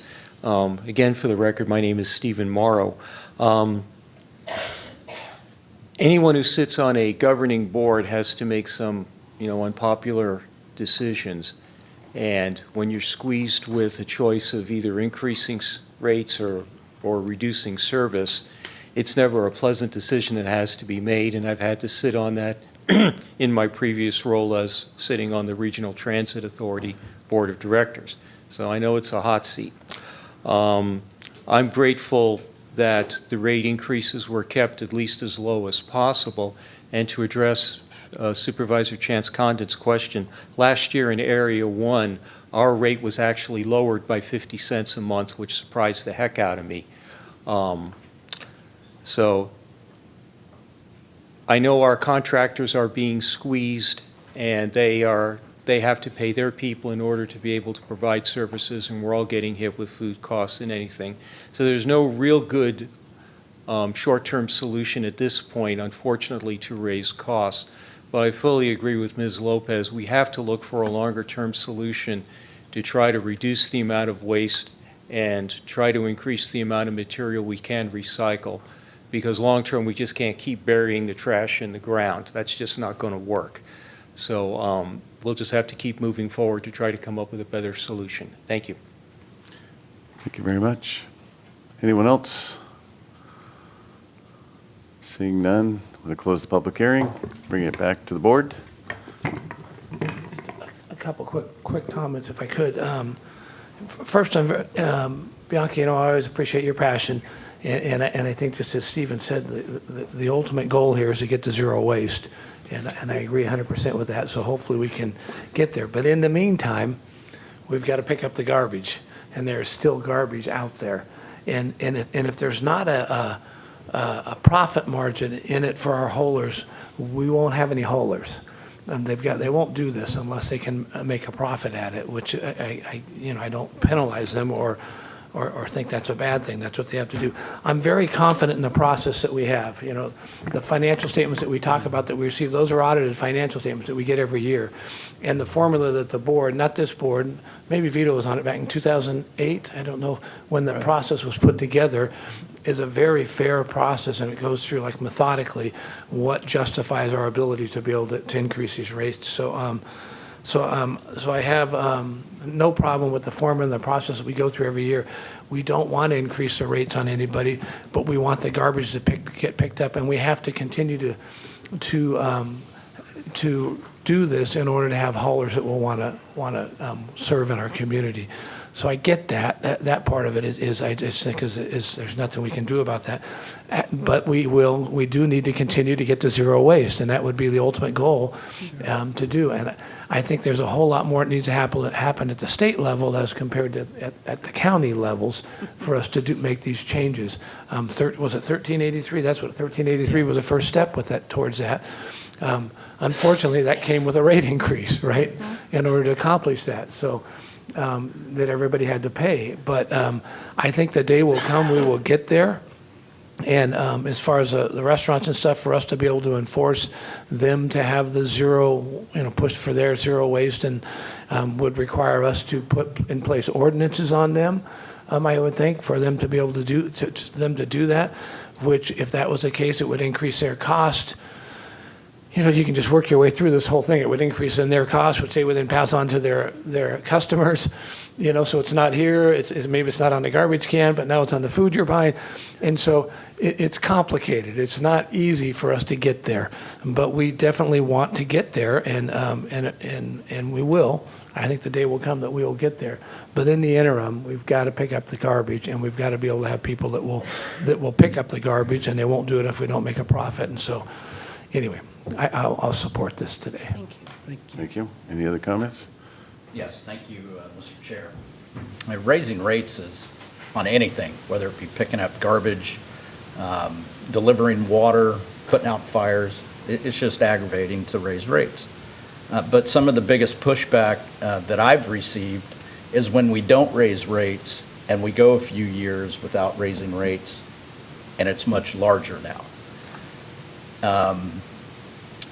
The public can handle a little bit of raises on the rates, but not the big ones. And I think, as aggravating as it is, that, I'll be supporting this, but I'm starting to get to the point of where chance is. But with this particular one, I'll be supporting. So I will just say that when this ordinance came up, I thought it was a good compromise. We have a goal, and Stephen, thank you for pointing out that the rates have gone down multiple times in multiple areas over the past, 16 years, 17 years. So it does go both ways. You catch high fuel prices right now, you start seeing things, some things come along that are transitory, where it goes up, but then it comes down. So we see a little smoothing. I would agree that getting to zero waste is the goal, and everything costs money until technology comes up. And you talk about sorting, being able to sort out refuse versus cardboard and other things. I think the technology is coming along much better, because Gear Road landfill, I put my head down when I look at you, an unlined landfill next to the Tuolumne River, fairly close to my house, and to think that, the amount of money it's going to cost us in the future, short of digging it back up, is going to be tremendous, and that comes through tipping fees. There's some post-closure costs that aren't going to go away in the near future. So there are expenses. I think that this has served us well, the way we do the rates, and I'll support this today. But again, I think we keep the goal in mind, and as you said, 1383 has set us on a path, but it allows time for people to acclimate and the technology really to catch up to the sorting technology to catch up. So with that, I'll entertain a motion. Oh, yeah. Oh, I'm sorry. No worries. I was just going to ask, I know some of the reasons that were given for the cost, the raise in prices, fuel being one of them, and that is at an all-time high just based on the current climate and things as such. Is there an opportunity if we get some relief on that, or once we're in, it just kind of locks it in, or is there opportunity to have conversations with them and seeing that some of the costs have come down based on fuel? I don't see labor coming down, but yeah, do we ever have opportunities to have those discussions or? Discussions with the haulers? Yes. Discussions with the haulers do happen. Usually it's initiated by them. With the diesel prices having gone up, I was actually asked if we could talk about interim adjustments. And we're open to that. Unfortunately, the last 2 months it's been going down. So we can't really look at adjusting something with just a few months worth of information. These indices are the average of 2 full years. The difference of 2 full years is what we apply. Okay. So it's very much could be that, it goes up and then it goes down. Because we're But we're looking at taking 12 it different. for a longer period of time. Two so we 12-month period. Cover correct. all the, kind of the roller coaster on prices. Correct. We can talk about it. Yeah, no, any opportunity that we can save or look to save for our residents is, obviously we want to be on top of that. Again, any type of raising of rates is concerning. And in future, do we have like a adjustment? Seems like it's kind of a 2.5%, 3% adjustment across the board. Is there something that we can just put in the clause that if there is a reason and have discussions if need be to just put an escalator clause, or is that something you guys don't entertain? We are in we're using an escalator. That's the discussion that you were So, referring in our to. Is that what you were referring to when you guys made those discussions that you had back in, you had referenced discussion you had a few years back prior to us being on the board? No, I'm saying back in 2008, when they put this model in place to determine how the rates are 2008. adjusted. And that's what this originates from, that's how we come up with the percentages? We come up with the percentages as CPI is, published, but these are established by that policy. Okay. Correct. All right, well, again, as much as we don't like raising rates and try to keep them as low as possible, I feel that it's necessary to make sure that we get the services for our residents. So I'll be supporting this. Okay, so now at this point, I'll entertain a motion. Motion to approve. Motion to approve, and we have a second. Second. This is, only takes 3 votes. Okay, all those in favor say aye. Aye. Opposed? Nay. Motion carries 4-1. Fidelis and Tom, thank you very much. Thank you. Thank you.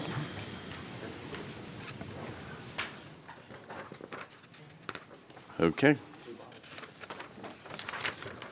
Going to move on to item number 3, public hearing number 3, approval to adopt the Property Tax Administration Cost Recovery Plan for use in fiscal 2025-2026. Mandeep and Nathan will be presenting.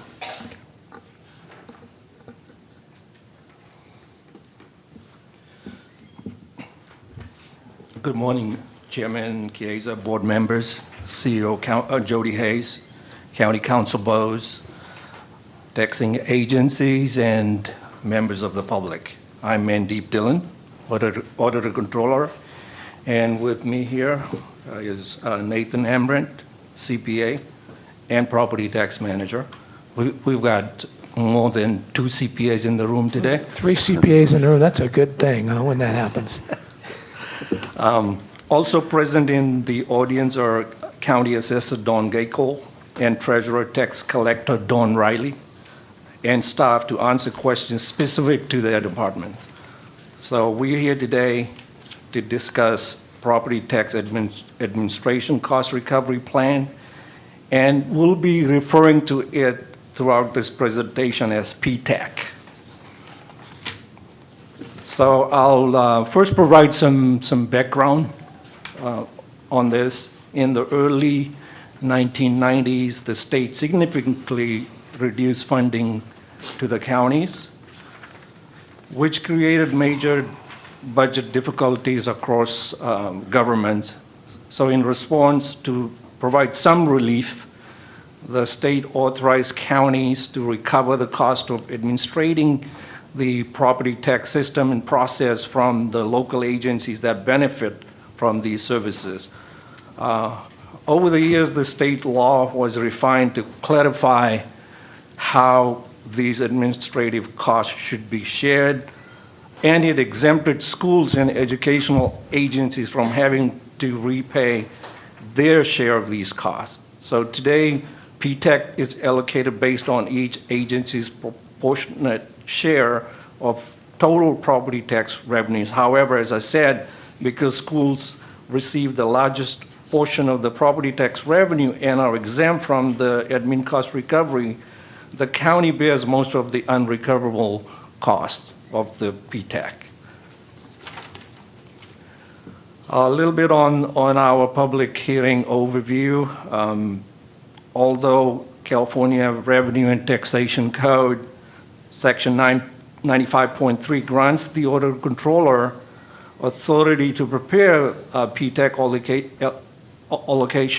allocation as well as recover costs, Stanislaus County Code 4.44.01 requires the matter to be placed before the board and allows affected agencies to request a public hearing.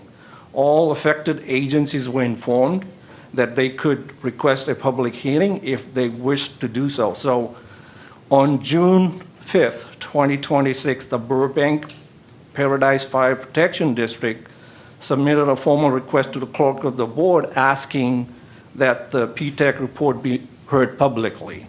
As a result of that request, this item has been placed on today's agenda as a public hearing.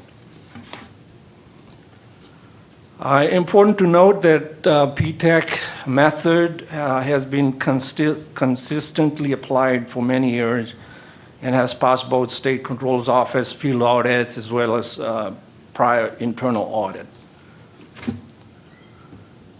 This slide provides a little bit of overview of the allocation process. The costs are distributed, as I mentioned earlier, based on each agency's share of the property tax revenue. The county general fund receives about 12% of all property tax allocations. School districts receive roughly 60% of these allocations, but are exempt from the PTAC reimbursement. As a result, the county bears, again, the PTAC cost for the school districts. So we take their share. This slide here goes into some of the cost information. The numbers for clarity are rounded here for presentation purposes. Total identified cost to run the whole administration process of property tax and revenues associated with it, $12 million for our cost for the county. And recoverable under the statute, as I mentioned, 2.6 million only.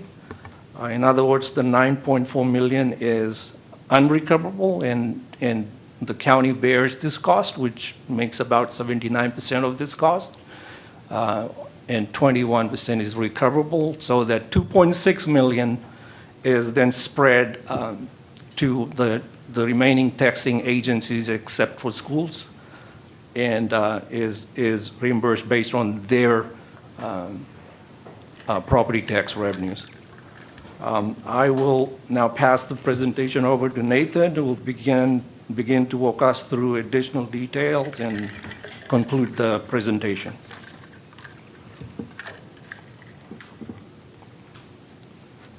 Good morning, almost afternoon. This slide outlines the specific county activities that are eligible for reimbursement through PTAC. The assessor's office performs the core functions related to developing and maintaining the assessment roll, including valuation and roll administration, which form the foundation of the property tax system. The Treasurer Tax Collector's Office is responsible for administering the property tax collection process, ensuring timely billing and receipt of tax payments. The Auditor Controller's Property Tax Division, that's us, carries out the apportionment and allocation work, which ensures that collected property tax revenues are accurately distributed to all taxing agencies in accordance with law. Finally, the clerk of the board provides support to the Assessment Appeals Board, which handles property tax appeals and related administrative functions. All of these activities are essential components of the property tax administrative process and are therefore eligible for reimbursement under PTAC. The recoverable $2.6 million includes approximately $2 million for the assessor, $350,000 for the treasurer tax collector, $150,000 for the auditor controller, property tax division, and approximately $60,000 or less than $100,000 for the assessment appeals board. Respectively, the percentages are from left to right, 79%, 13%, 6%, and 2%. Because assessor costs dominate the recoverable pool, assessor staffing and workload changes tend to move the overall percentage increase. It's also important to emphasize that for all taxing entities, the amount recovered through PTAC represents less than 2% of their primary property tax revenue sources. That includes revenue from the current secured roll, the current unsecured roll, and state-assessed unitary property by the California Board of Equalization. Framing it this way helps illustrate that the cost is a very small fraction of overall property tax revenues and is not expected to materially impact an agency's operating budget. I want to highlight that the current PTAC cost increase of 12.02% is lower than the prior cycle, which saw an increase of close to 17%. The primary factor driving the current increase is the rise in assessor office costs, which account for the majority of the change. These increases are largely tied to staffing and operational adjustments following periods of significant staffing shortages in earlier fiscal years. As the chart shows, the assessor's office makes up 9% of the overall increase. The treasurer tax collector is at about 1%, auditor controller property tax division 0.7%, and then the assessment appeals board 0.25%. Additionally, there is about 1.07% attributed to reduced supplemental administrative fee revenue, which otherwise would have helped to offset the cost because it's all about net costs in accordance with OMB Super Circular Cost Plan logic.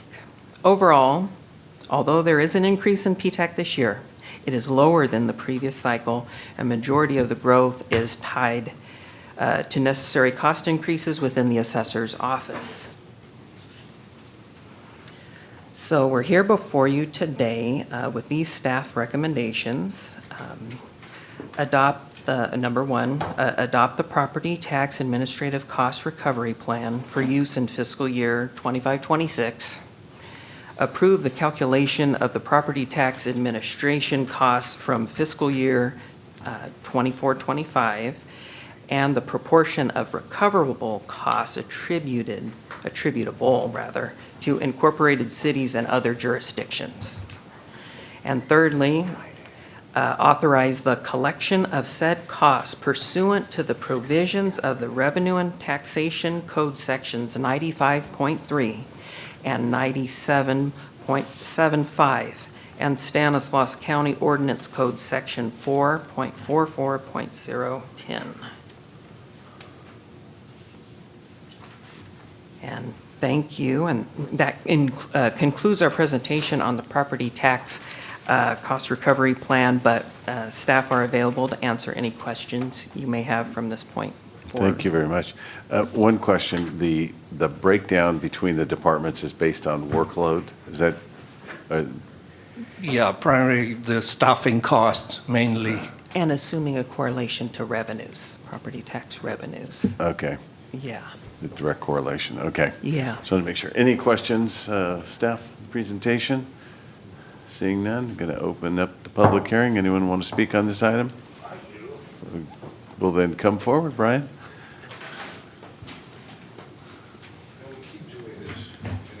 Put a cap on this at 1.5%. This is the problem that we're having. You can't just turn around and keep on jacking everything up.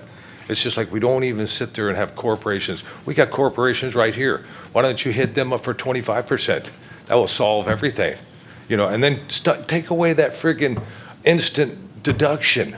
Make them stretch it out to 10 years. That'll solve even more. We could build this country, a strong country, if we do this across the country. Infrastructure would go crazy. Kids would love to be learning. We could teach them robotics. We could teach them everything because we'd have the money to do so. But instead, we keep putting the backs on the families that have built this place. Just as I was saying, why do we do this? But now here we go. Let's jack up some more. We're getting more money. We're assessing things over assessed value. A piece of dirt for $200,000, we're going to assess it for $2,000 a year on that family. It's not even developed. That dirt ain't worth nothing. You can go and get a beautiful place overlooking a lake for $20,000. Build your house on that, and it's worth $1 million. At least the builder's making something out of the deal. But for us to do that to our citizens is just not right. And even he agrees. You agree. Well, Hold I on. would just say it's statutory. Nathan, hold on. Let him finish, and then we'll answer questions after. We're all that way. The generation, we're starting to look at this way.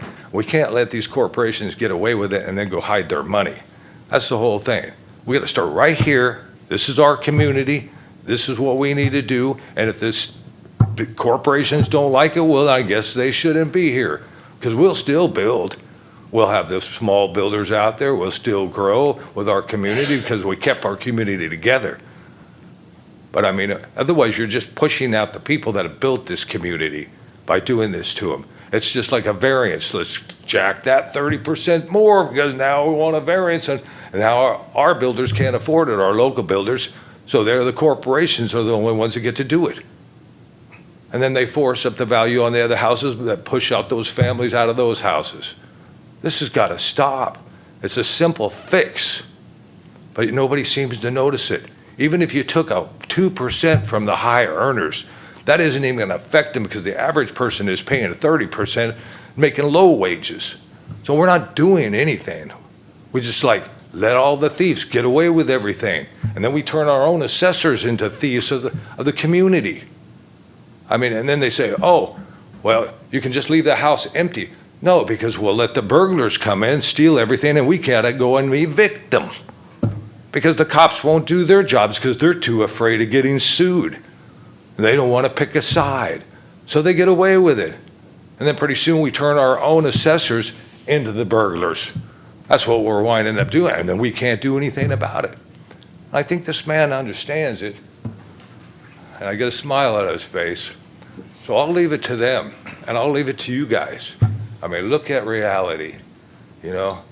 Like I say, here, I like to put these up. The corporations, yeah, there you go. Save the families. Stick them in the dirt. All right, guys. Thanks. Thanks, Brian. Thank I'm you. going to go ahead and ask the question in a different way. Yeah. Did you raise property taxes in order to take out to pay for the P-TAC? No. It is a methodology that comes off the property tax bill. It's not additional to the property tax bill. No. Correct. Okay. I just wanted to confirm because I think he was under the assumption that this is an additional charge. No, This this is- revenue comes from the inheritance money. This is what they're dragging around. Okay. It doesn't So, matter. that's okay. All right. So you want to add? No, I mean, what I'll say is that in order to collect around $800 million a year in property tax and distribute it to each respective taxing agency, it requires work.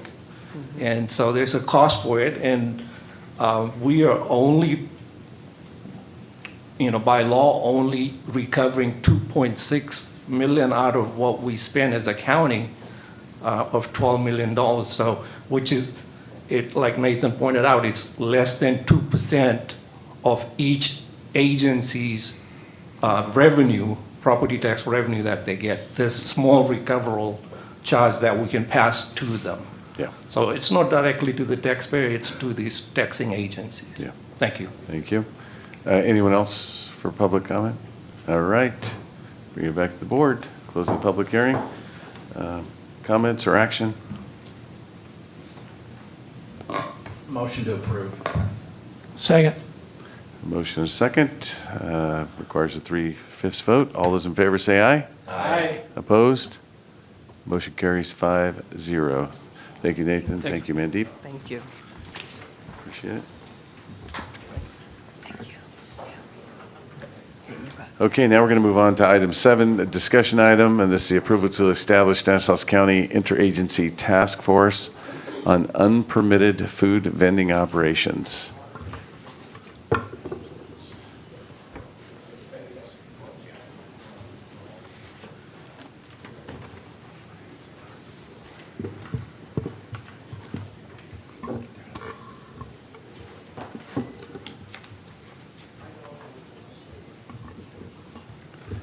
Good morning, Honorable Board, Chairman Chiesa, CEO Hayes, County Council Bowes. Thank you for taking time to hear our discussion today on hopefully the approval of a countywide task force for unpermitted vendors. We do have a few action items that we would like to start the meeting off with, and that's to approve the creation of an interagency task force to address unpermitted food vending operations within the incorporated and unincorporated areas of the county. Authorize the Department of Environmental Resources to act as the lead agency of the interagency task force. Direct the department to develop an MOU with participating interagency task force and return to the Board of Supervisors September 15, 2026 with a proposed agreement and implementation update. And lastly, identify and appoint no more than one member of the Board of Supervisors to participate in this task force.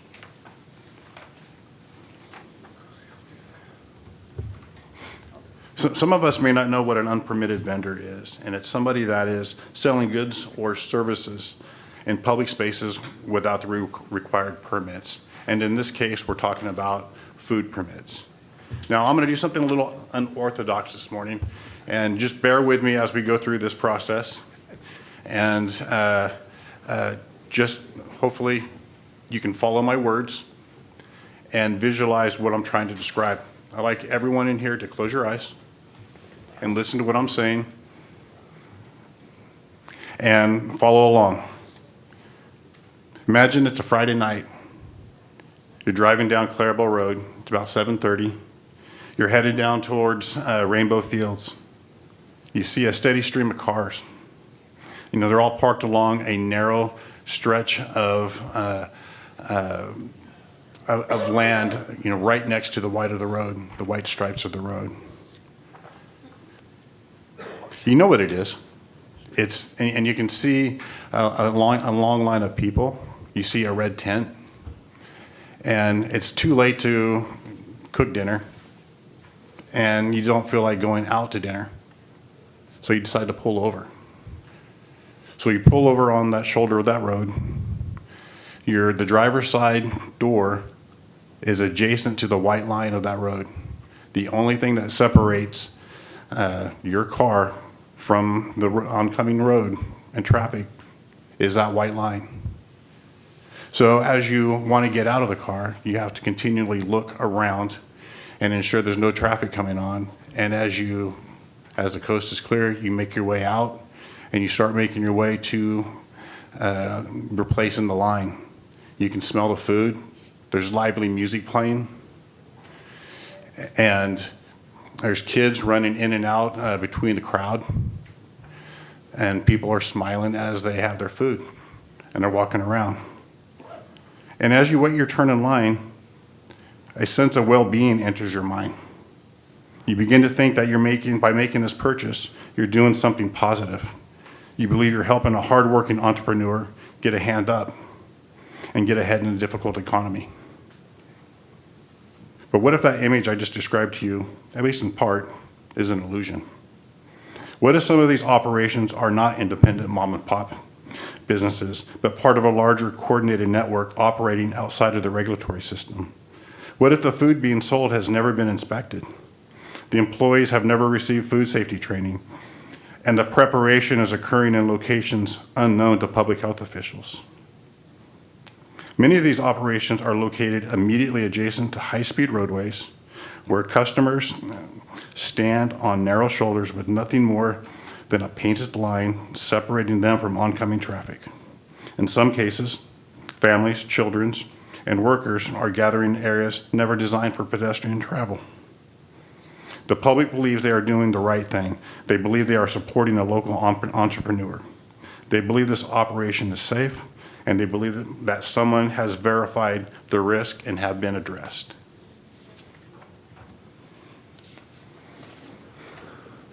Today, I'd like to discuss the challenge that extends beyond food safety alone. It involves consumer protection, pedestrian safety, fairness to legitimate businesses, the need for a modern collaborative approach that can keep pace with the rapidly evolving and increasing organized industry. Now, at the heart of any food establishment is the kitchen. And I'm going to use, for example, a brick and mortar store or a restaurant. Let's just take Stanislaus down the road from here. Stanislaus has a commercial kitchen. They prepare all their food. They wash all their dishes. That kitchen is supposed to be rodent and insect free. It's supposed to be protected from the elements outside, and it's supposed to be in a inspected facility.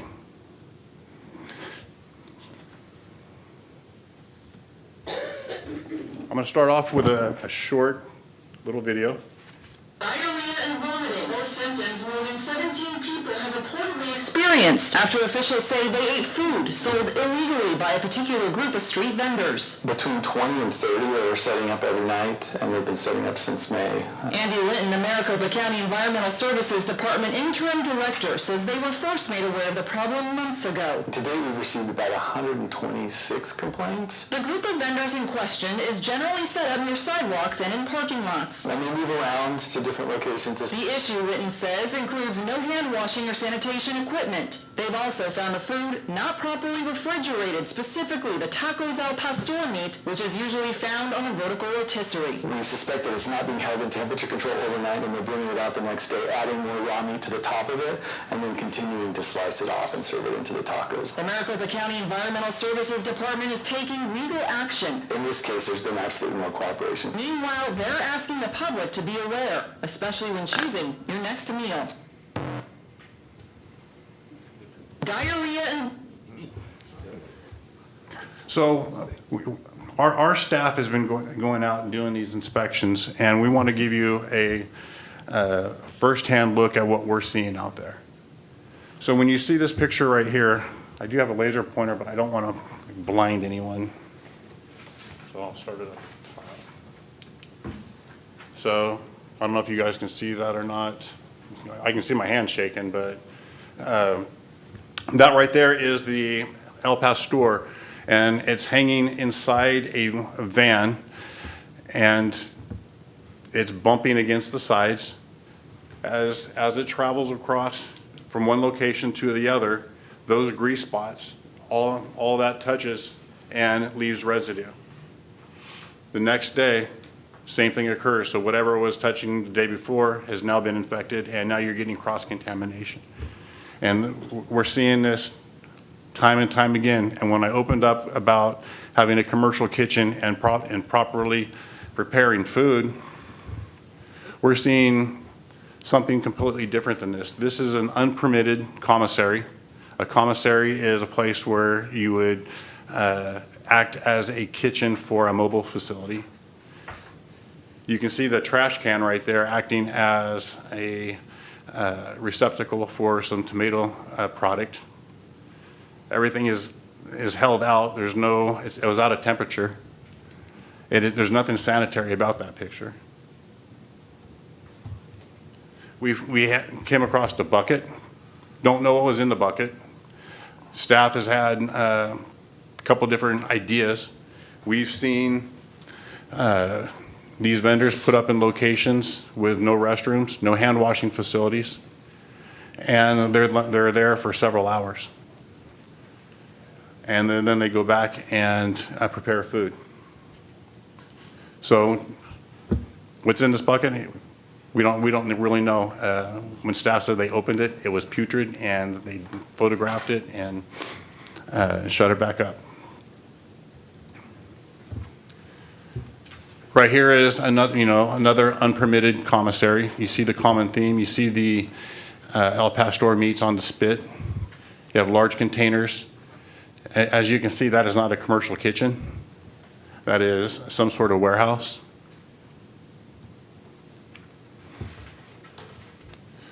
So right here is the the drink station area where it's being made. You see where they're rinsing out the sweetened milk containers. Then right next to it, you see white buckets. What was in the white buckets, we don't know.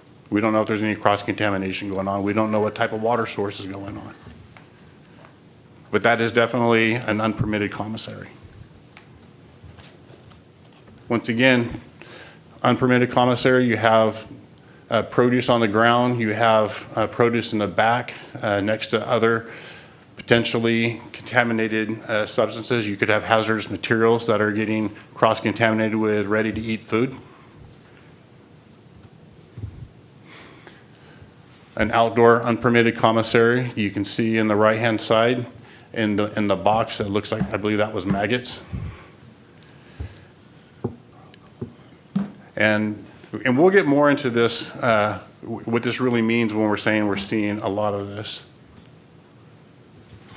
Okay, right here you have a street vendor that has they're roasting corn. But if you can look up here, right there you have a little hen sitting on top of the corn, adding a little extra to it. Once again, another unpermitted commissary, outdoor kitchen.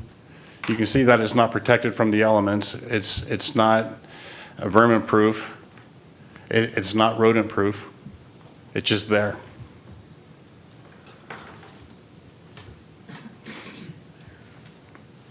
And I really want you to pay attention to that center trash can, because that's going to come into play a little bit later on in the presentation after our DA gives a talk.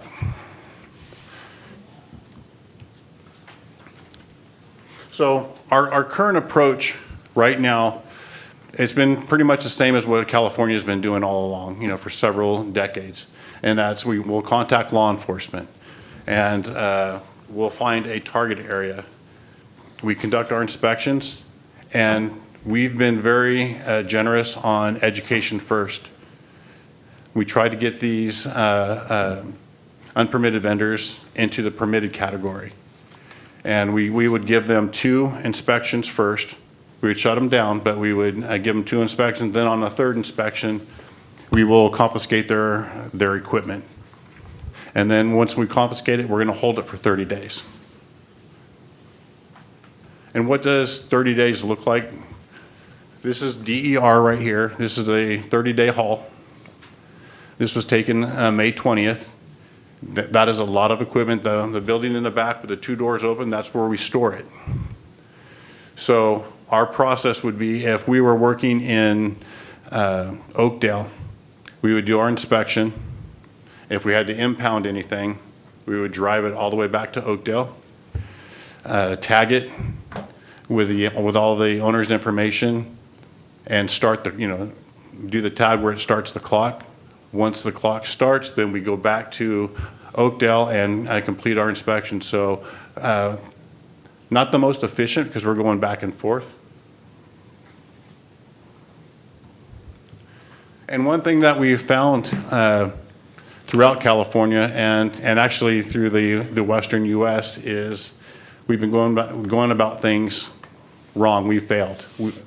This education first component just hasn't been working. And we're actually at the point now, even though we've been doing the education first, we've pretty much hit everyone. So now they're on their 3rd strike. So it's impounding almost immediately anyway. And so we needed to find a new approach to doing this. And we've been working with Merced County. Merced County has gone quite a bit, leaps and bounds over where we were at and above where a lot of the state is.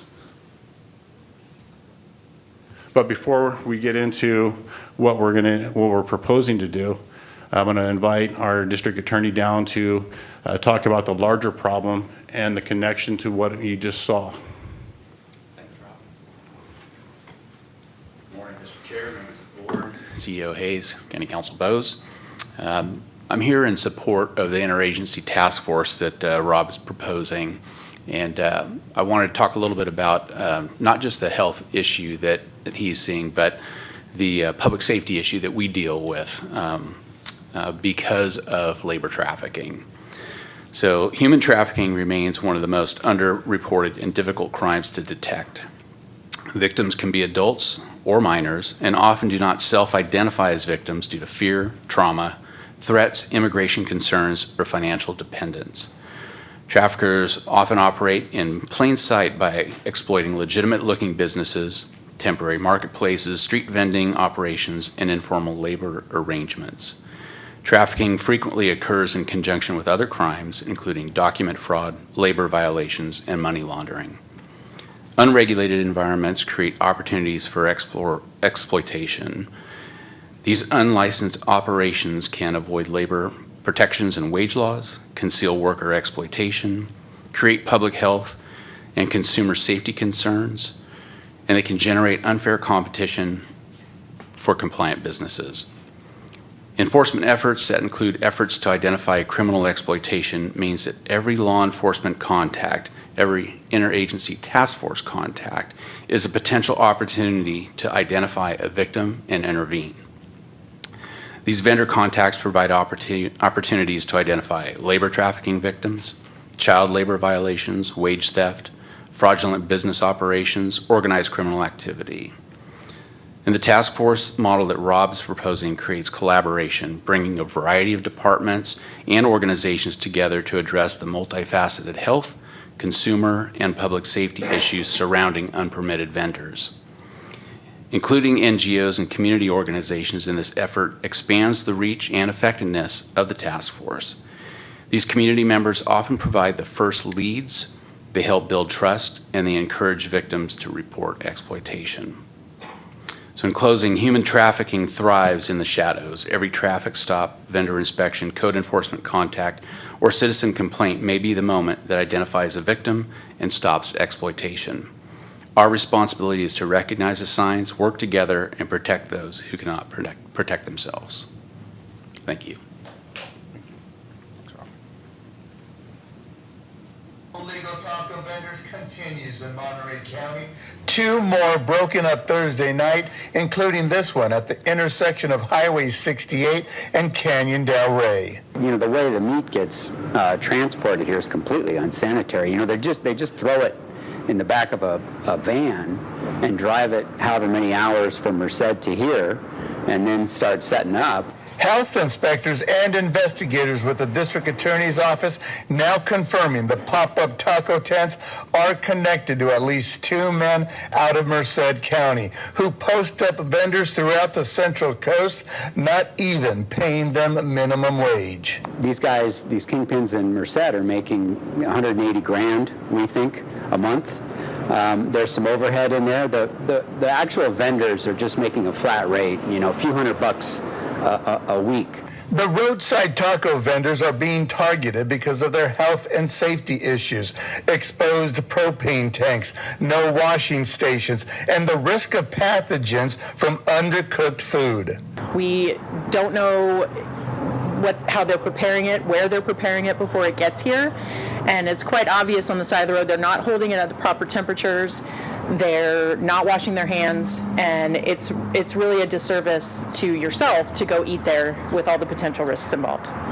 Investigators now working with Merced County, building a case against the operators in hopes of bringing down their alleged operation. Until then, health inspectors will continue to confiscate their food and equipment, sending a clear message: don't do business in Monterey County.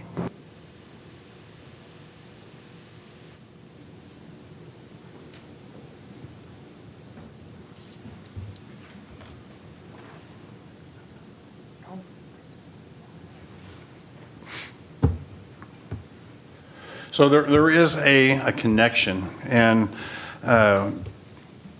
what we're looking at is when you see the larger network going on. When I told you to pay attention to the that trash can, what we're seeing is these organized individuals or groups. They're bringing in the vans. They're ladling in the out of that commissary, out of the trash can, out of all of their holdings, and they're packing up and then rinse and repeat. They just keep doing it over and over and over again. So we have come up with a new approach. It's modeled after several different counties, modeled after Merced County. In fact, we do have my counterpart from Merced County here today to field any questions that you might have. But as our DA mentioned, our task force is pretty comprehensive. You know, it's going to have code enforcement, law enforcement, our district attorney. We'll have representatives from the CEO's office, the community organizations, and as our DA said, that's the first steps, because when we come out as a task force doing these inspections, a lot of times they're not going to want to speak with us, but the non-government organizations such as Latino Chamber of Commerce or the Western Modesto Collaborative would be part of this group and can make those connections, and we can help those individuals when we encounter them right at the very start.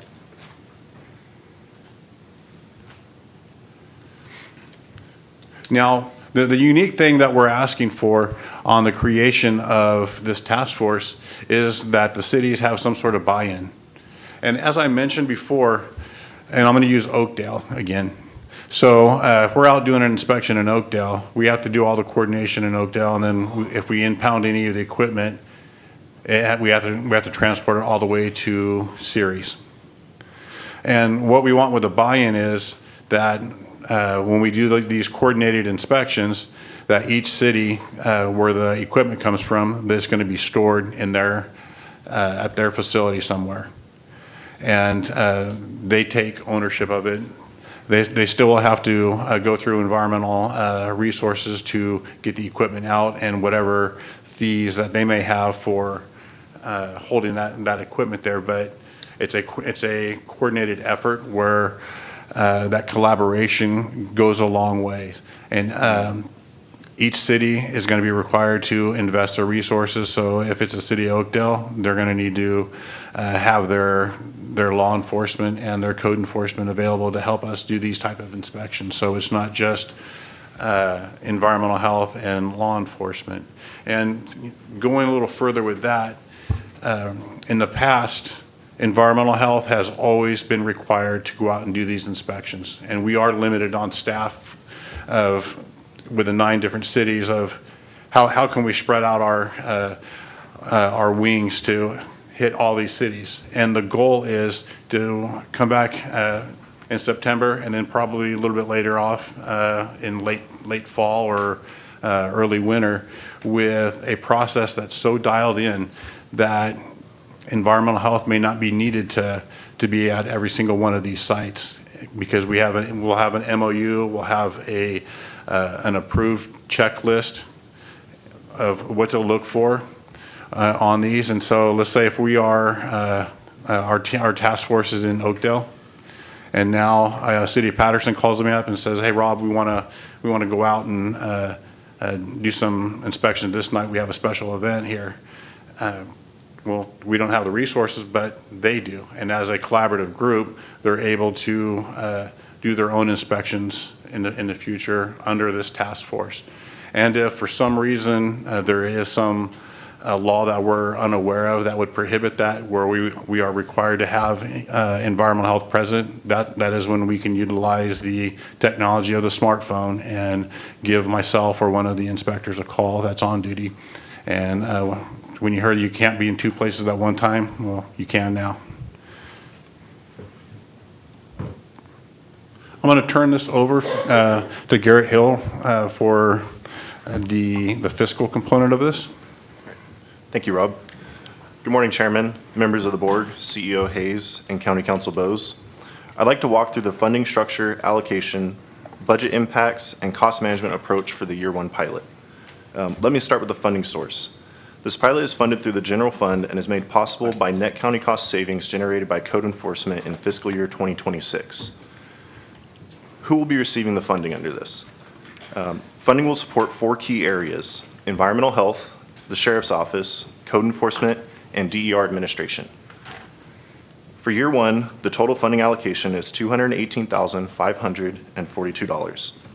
Environmental health will receive $133,250 of that, which will cover salaries and benefits plus all operating expenses. The Sheriff's Department will receive $51,396 for salaries and benefits plus vehicle maintenance and fuel. Code enforcement will receive $18,650 for salaries and benefits plus vehicle maintenance and fuel. And DER administration will receive $15,281. In terms of duration, this year one pilot program will run from July 1st, 2026 through June 30th, 2027. Let me also highlight the budget impacts. Environmental health and DER administration together account for $148,496. The general fund divisions receiving support are Sheriff's Office and Code Enforcement, totaling $70,046. Finally, on cost management and tracking, DER will manage and track all project-related costs. All funding will flow through DER's budget, and general fund will not be providing funding directly to the Sheriff's Office for this task force. This ensures full transparency and complete budget traceability throughout the pilot, and this concludes the overview of funding allocation, budget impacts, and financial oversight for the year one pilot of this program. And I apologize for this slide here. This was going to be one of the good closing slides. It was a video from Merced County on 16th Street, where you had 2 white vans pull up at the same location, obviously different network organizations, and they start fist fighting and pushing out into the street on oncoming traffic. And had that been somewhere similar to Clarabelle Road, where there is no shoulder, that could have had some devastating impacts. So I just want to I wish I could show that to you. Now, I've been doing this career for a long time, 26 years. And besides the major obvious health and safety components of it, I've used a litmus test. I use one thing always when I'm looking at food safety. And is that beautiful little child right there? That is my little princess. I have always looked at her and thought, this piece of food, would I feed it to my daughter? And if that answer is no, I would never allow it to be fed to anyone else either. And it's not of origins of where it came from. It's about the health and safety component of it, and whether it came from a gas station, a restaurant, a food truck. It doesn't matter. If it is unsafe and unsanitary, I wouldn't feed it to my child. Now, 1 week ago today, that little princess had her own little baby. They happen to live out of state, and now I'm looking at it from a different lens. Now I have 2 of them, and when they come to visit, would I allow them to eat out of these pop-up tents that we showed here today? And that answer is an absolute no. I would never do that. With that said, staff has some recommendations. Approve the creation of the interagency task force to address the unpermitted food vending operations and activities within the incorporated and unincorporated areas of the county. Authorizes the Department of Environmental Resources to act as the lead agency of the interagency task force. Direct the Department of Environmental Resources to work collaboratively with the participating interagency task force entities to develop, negotiate an MOA that outlines the roles, responsibilities, coordination efforts, and enforcement framework among all participating parties. Identify and appoint no more than one member of the Board of Supervisors to participate in this task force, and direct the department to return to the Board of Supervisors September 15, 2026 for consideration of approval of the proposed MOU, along with progress updates regarding the development and the implementation of the task force initiative. Now, before we hit the questions, one thing that I would really like to find out is the businesses that are currently being affected by these unpermitted vendors. I know they've come to the board and complained about it. And so that's the metrics that we're looking to look at, is what they were making during the process of having an unpermitted vendor there. And then once the unpermitted vendor has been removed, what does their business model look like now? So that's something that we're hoping to bring back to your board at some point. Any questions for myself, Amanda from Merced, or our district attorney, or Garrett? So, thank you very much. Amanda, any chance you can come up here and just give us a thumbnail of what you've seen, the changes in Merced County since you've implemented your rules? And then, like, we had talked about the organized, the folks that are actually behind this. Like, what percentage of the folks do you think come out of an organized Organized crime. Yeah, I guess that. Cartels.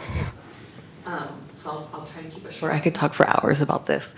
I'm a little bit about 2 years into our investigation in Merced County, and I'll tell you, it started with, we do a lot of enforcement with our sheriffs with illegal cannabis grow operations, and it started with a very large honey butane lab. From that, we served another search warrant to one of these commissaries, similar to like the pictures that Rob's showing. At that commissary, we had 16 individuals and a baby living in one house. It was September, 115 degrees outside. The meat was being stored outside on dirt floors, in sheds. There was maggots. There was just, there were refrigerators, but food was not being stored in refrigerators. And going to the video that was showed with the Merced Kingpins, that's very much true. But year to date now, we're looking and running FinCEN with RDA's office. They're making closer to about $6 million a year in profits from this organized crime operation. And I would say for every 100 food vendor we impound, maybe about 3 to 4 is a mom and pop, and they tend to come in, and I'll tell you, with Merced County, if the mom and pops come in, we really work with them to make sure they get permitted, and we'll reduce some fines, things like that. Now the larger criminal operations, they don't come in. They don't come get their equipment. We'll impound their stuff. They're like, we don't care, take it. We'll come back bigger and better tomorrow. And so they really, we don't do education anymore. We do enforcement.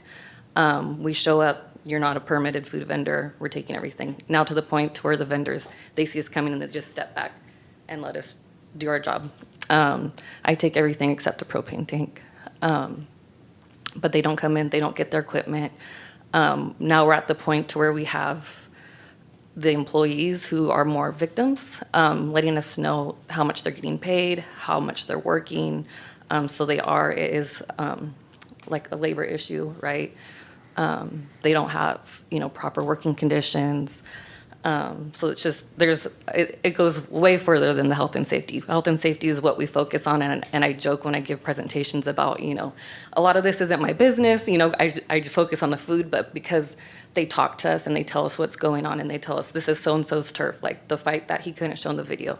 This is a turf, so they're having turf wars, and that's how they're explaining to us. That's how the vendors are We cook and prep in Merced, but we serve in Stanislaus because this is so-and-so's turf, and now so-and-so, I know their names. So what Merced has created, we have an enforcement unit. So we have our environmental health, and we created an enforcement unit and created more staffing. And so that enforcement unit focuses on unpermitted food vending, food complaints, our cannabis, and other environmental complaints. And I've found that to be very effective with the enforcement. What kind of results have you seen, though? Have you seen a 50% reduction, you think, or you probably don't track? But I would say visually, we had like our downtown Merced area. We had a Bank of America parking lot, which just looked like a circus. We would have 10 food vendors out there.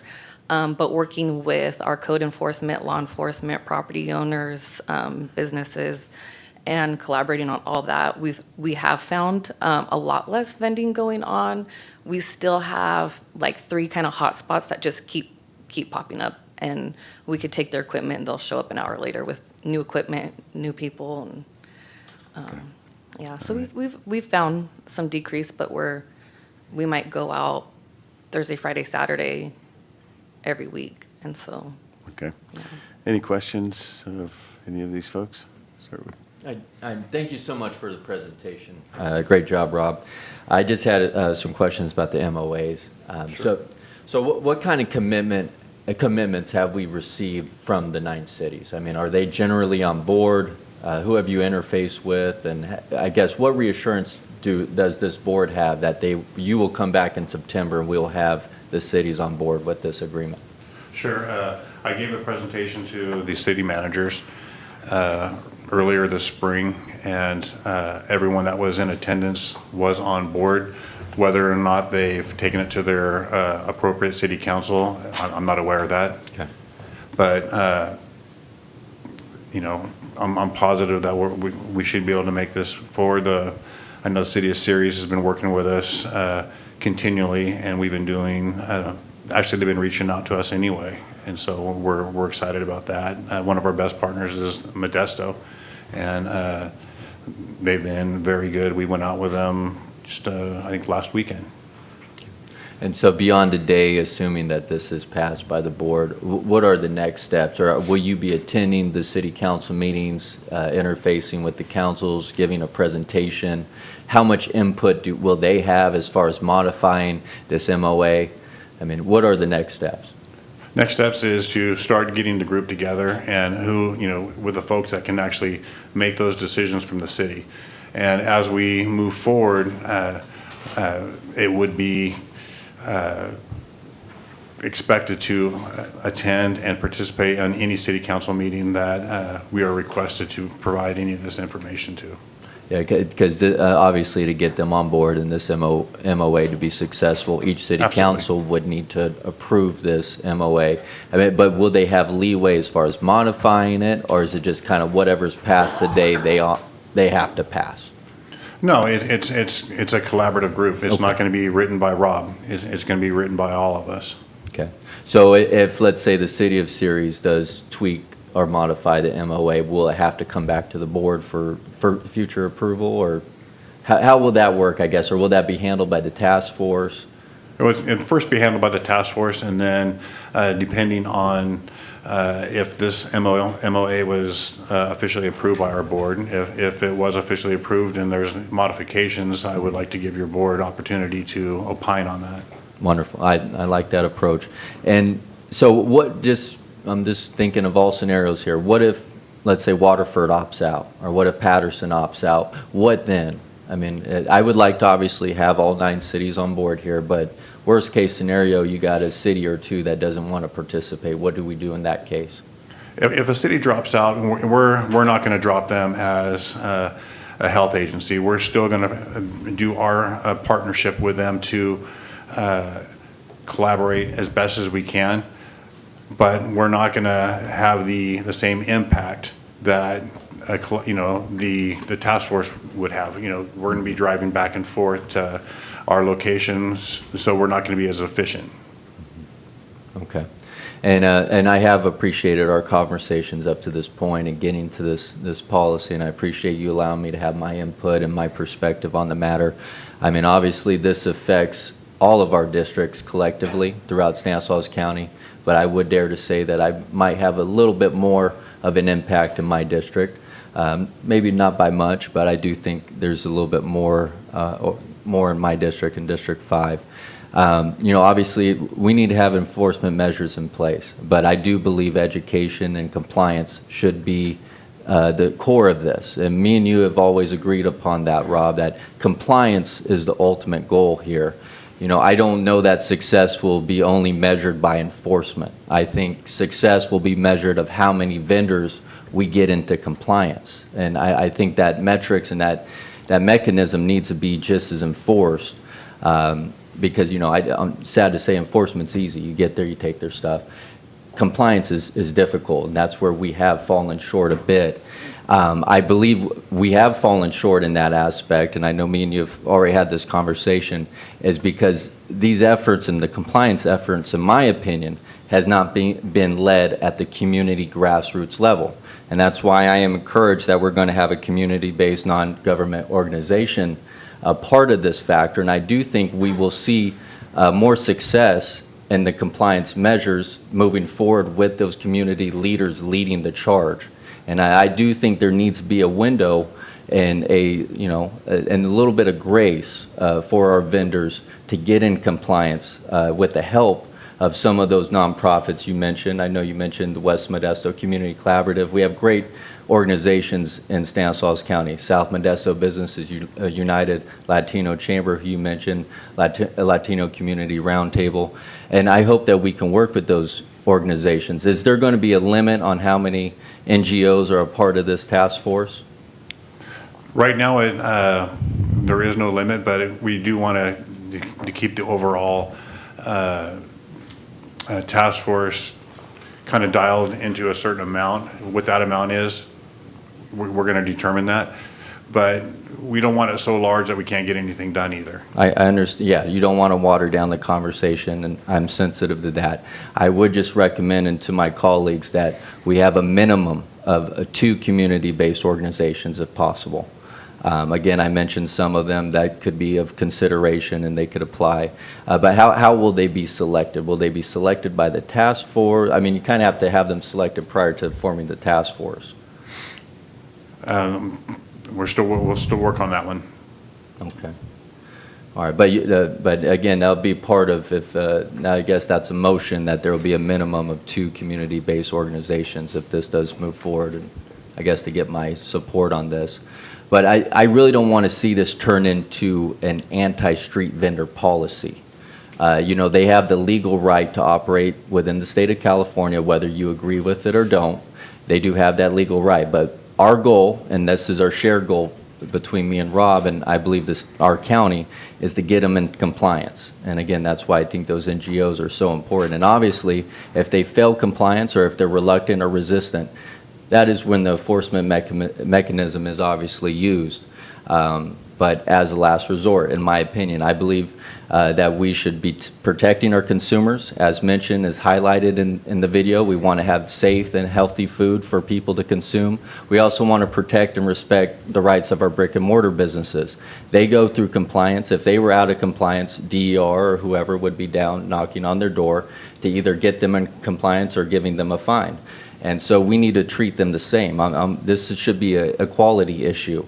Because again, they have the legal right to operate within the state of California.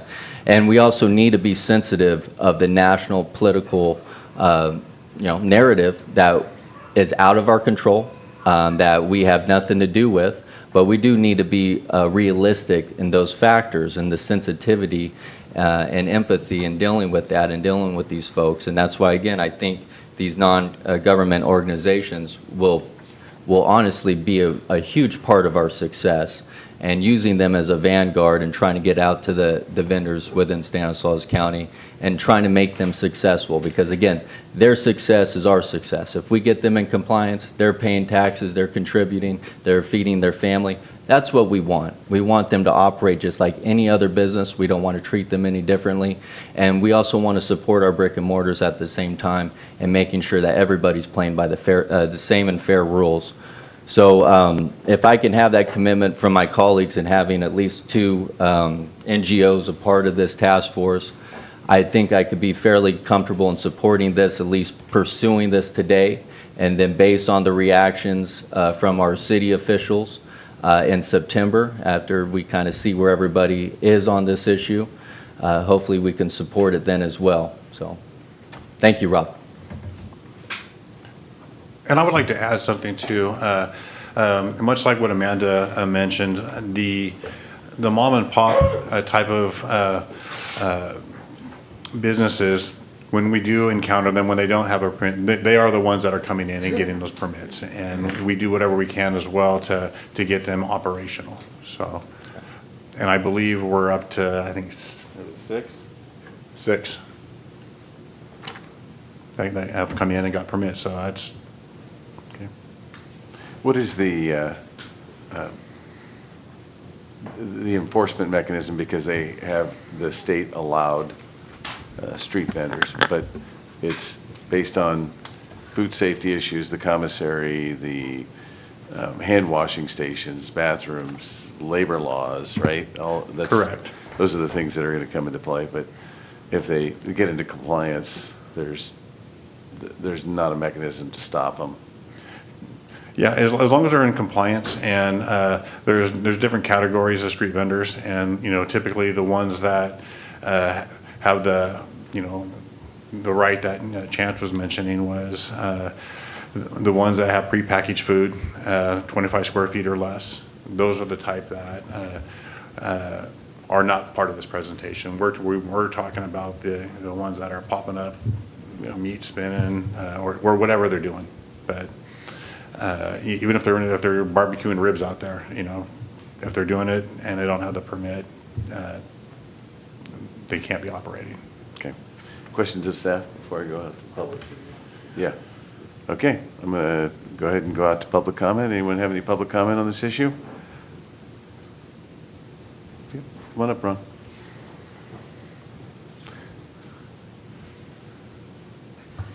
Thank you, Mr. Chairman, members of the board. Ron McMurtry again. Thank you, Director Koslevi, for your presentation. Obviously, your priority is health, and that makes sense. But obviously, this overlaps with tons of other issues, and we don't want to hurt business and tax revenue. At the same time, we definitely want compliance. So some of this stuff has been expressed, but I kind of want to push some of these topics into little areas that I've thought of that I didn't hear. Also, it sounds like Merced is maybe doing some things that's not really quite in the domain of this task force. You're not going to do it exactly the same as Merced. Okay, let me get started. Okay, the trafficking of the people. So it sounds like in Merced they're maybe interviewing workers. So I'm hoping that part of this inspection is to attempt to see if you can talk to some of the workers and get a feel of the level of fear, if they're willing to say anything to you. I have another thing about jurisdiction, area of influence. If there's vendors in, say, the South Modesto, that's not an incorporated area. So am I correct in assuming that any unincorporated areas will be in an area of influence of whatever particular city? Okay, I hope you're writing these all down so I can answer all these. Okay, and then I assume the cities also have to have some agreement when they agree and do a buy-in. That of course they're saying yes, we'll let the sheriff deal with these issues, not the municipal police. Yeah, it's clear that education is not going to make a difference.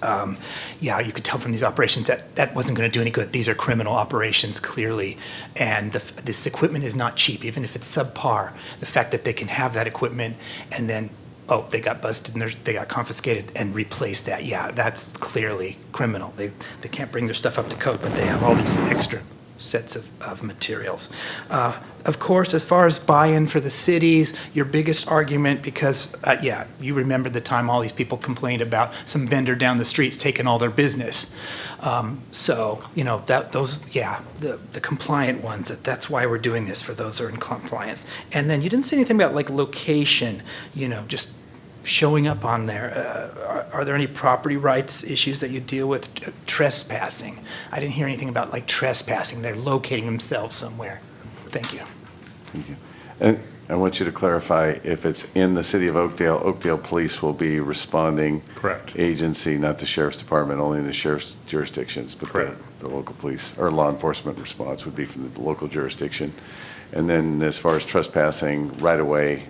Yeah, so like, one of my first pictures I had in my presentation today, I was driving in Oakdale and saw an unpermitted vendor, and I stopped, and as I was walking to do my inspection with my clipboard, car pulls up and the guy rolls his window down and he goes, "Are you with the city or county?" And I was like, "Yes." He's like, "Well, I'm the property owner. These guys do not have a right to be here. I just happen to show up with my contractor because I'm putting a fence up, and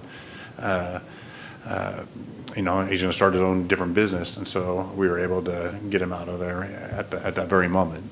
But yeah, the property owner would be responsible. So let's say if it's in the city of Modesto, and Bank of America is allowing all these vendors going in there. At some point, you know, if it keeps happening, we could go after actually Bank of America and fine them for allowing it and not taking care of their property. Okay, thank you. All right, other public comment? Veronica? Bianca? Hello, thank you, Bianca Lopez again. Thank you. I can't, I enjoy those taquizas. I pull over because I'm hungry or because it's just delicious. It is not, it doesn't make me feel comfortable seeing the pictures of violations and potential exposure to contamination. But I also have gotten diarrhea and vomiting out of, you know, restaurants, never from a taco truck. I'm really concerned about the lack of and over assumptions that are being made here today by the staff from Merced and Stanislaus County, and making assumptions without data. I didn't see any real numbers or data or facts about the organized crime. How many of those are actually organized crimes? Have we actually found that they are organized crimes, or are we just assuming because they're not collaborating with you or they don't come back for a permit? And so we're assuming they're not a mom and pop, that they're organized crimes. There's no data about to show the process for compliance. What are the steps that have been taken? How many people or how many organizations or businesses have we walked through the process for compliance? There was no data about foodborne illnesses. Rob was quoted saying in the Modesto Bee that generally there have been an increase in reports to our Office of Illness Dissatisfaction and unsanitary conditions related to unpermitted food vendors, yet no data about those increased phone calls. How many phone calls are we getting? Where are they coming from? Has been shown. So I'm a little weary about the assumptions that are being made, just like earlier about how illegal immigrants vote. Just because it's common knowledge doesn't mean it's a fact, especially if it's not backed by data. And I'm really sorry to hear that education does not work from the perspective of the Department of Environmental Resources, because if you ask the Ag Commissioner, education is her main thing, right? She's not going to put a fine on a farmer who is going to learn their lesson and then do better next time. At least that's the perspective that I've been given. So we have farmers who apply pesticides who don't have a registration for that pesticide, or the company who applies pesticides for a farmer, and they get a slap in the wrist. They say, well, you need to stop, and then you don't get fined, right? So does the county agree with education and compliance, or do we agree with just enforcement, right? And as mentioned, the state of California, in the state of California, street vendors do have rights. There was another bill that was also passed to help decriminalize street vendors. There was a story in the Modesto Bee not too long ago about a person who was pulled over in Ceres for, I'm not sure what he was selling, but he was arrested for not saying his name, or he lied about his name. Well, we already know the political atmosphere that we're in right now with immigration and the enforcement of immigration and the violation of our rights by immigration. People are afraid So enforcing and coming in there is only going to create more problems, even for these mom and pops. Are the local cities going to, or the local police departments who are going to be stepping up to do enforcement in their communities, are they going to also agree to not arrest and detain first? Are they going to agree to these steps, the approach that Rob explained about, the first thing is contact law enforcement. I'm concerned about criminalization when we have a right in California. There is a law that has been passed to decriminalize, and enforcement will only continue to criminalize it. I didn't hear anything about the training for enforcement. You want to have the local jurisdictions enforce, but there was no training on there. Where is the funding going to come from for DER? We're getting this through public dollars. I'm trying to run through my notes here. The process for compliance must include education. It should not be calling the police department first. The county, I would also like to point out that the county has not opted to adopt a micro enterprise home kitchen operation ordinance. So there are things that we can do to make sure that people have the permit to have and cook in homes that are in compliance. So we're forcing people to do things without assistance. I'd like to see more data, and 2 CBOs might be a good number. I would recommend 3. And I'd just like to say that when there's a will, there's a way. And I'd like to see this much commitment for other issues where we do have data that affect public health, like pesticide exposure and plastic consumption. Thank you very much. So one question, Rob, I think it's very good. The 6 people that have made it through the system, what are the steps and who would they contact and how will we let people know that? I guess those are. Sure.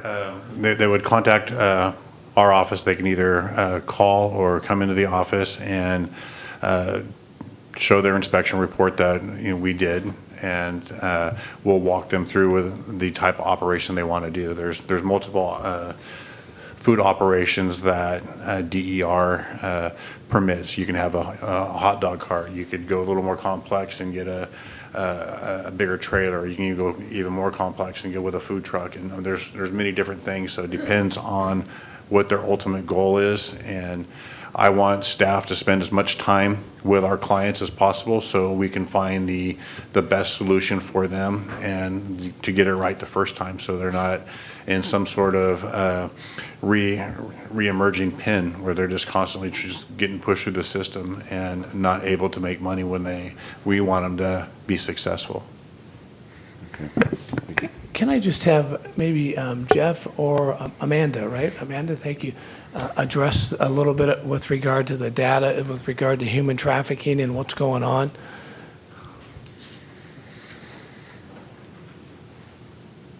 Like I said, the investigation Merced has been doing, we've been working really closely with Monterey County's DA's office without going into too much detail of what, because it's still, active.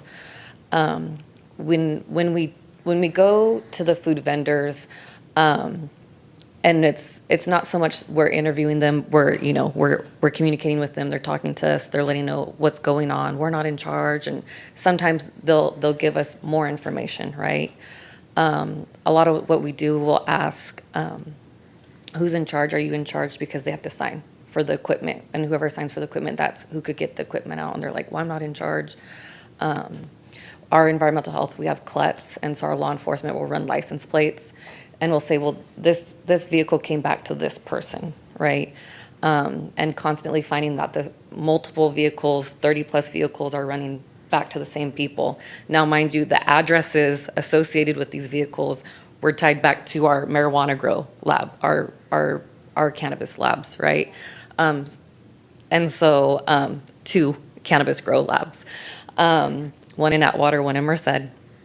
And then the owner of these properties had other properties, and so some of those vehicles were also getting tied to those properties. And so we have names, we have addresses, we have victims who are cooking the food. telling us where they're coming out of, how they're getting here, talking about the smuggling, working with DA's offices. Like I said, they have Zelle accounts and Venmo accounts posted up, being able to run that bank information, tying it to, vendors, and DA's office has different access levels, and they're able to run a FinCEN. So you see someone who's maybe, lives in extreme poverty. We have their address, we know where they live, but they're moving $10,000 in, $10,000 out, Bitcoin, cashier's checks, constantly moving in and out, and you could see that in their bank records, right? So we do have data, we do have information. We have the same people, names and addresses that we're running in our county. We found that they're running in Monterey County, Kings County, Madera. We're finding social media accounts where we're also seeing it in Stanislaus County. Most recently, we had a vendor tell us where they're cooking food out of, and it's in Modesto off Coffee. I'm not going to give the exact address, but and so it's there is a lot of data. I'm about 2 years into and I wouldn't even call it an investigation. It's collecting data, collecting information, being told things, just tons and tons and tons of information. And when I say Merced doesn't do the education, we educate, we do, but it's at the point where it's the same people, and so they already know us. We know their names, they know our names, and so when I say we show up and we enforce, but new people, here's the address, here's the information, come get, how to get permitted, and some people come in and they're like, no, we're not going to get permitted. We're going to keep operating, and so there's a lot of data. Thank you. Thank you. All right, anyone else want to speak? All right, seeing none, close the public comment period, bring it back. We go. Yeah, I'll go first here. So first, Rob, Garrett, thank you guys, thank your whole team for doing this. I know for me this is a long time coming, and I very much appreciate your efforts to get this going. As we've heard here, it's not the mom and pops. We're not going after the mom and pops. It's not the mom and pops is what is happening here. And what just turns my stomach over this, and I just can't understand how it doesn't turn everybody's stomach, is a human trafficking aspect to this. It just blows me away that we look the other way for this to happen. And that's what we've been doing. That's what everybody's been doing. And I would welcome the NGOs and nonprofits, as many as want, because I can't understand how they've looked the other way through this whole time. I mean, how could you not, you're out there an advocate for certain individuals, and sit there and watch and patronize these things as these individuals are slaves. They are literally slaves. And we're looking the other way while this happens. It just blows me away that this is continuing. We've been working on it. I've met with Jeff. We've done our little videos. We've done all kinds of things about this to try to stop this from happening. I mean, what the cartels are doing with these individuals, it's more profitable than drugs, right? They're making more money off of this than drugs.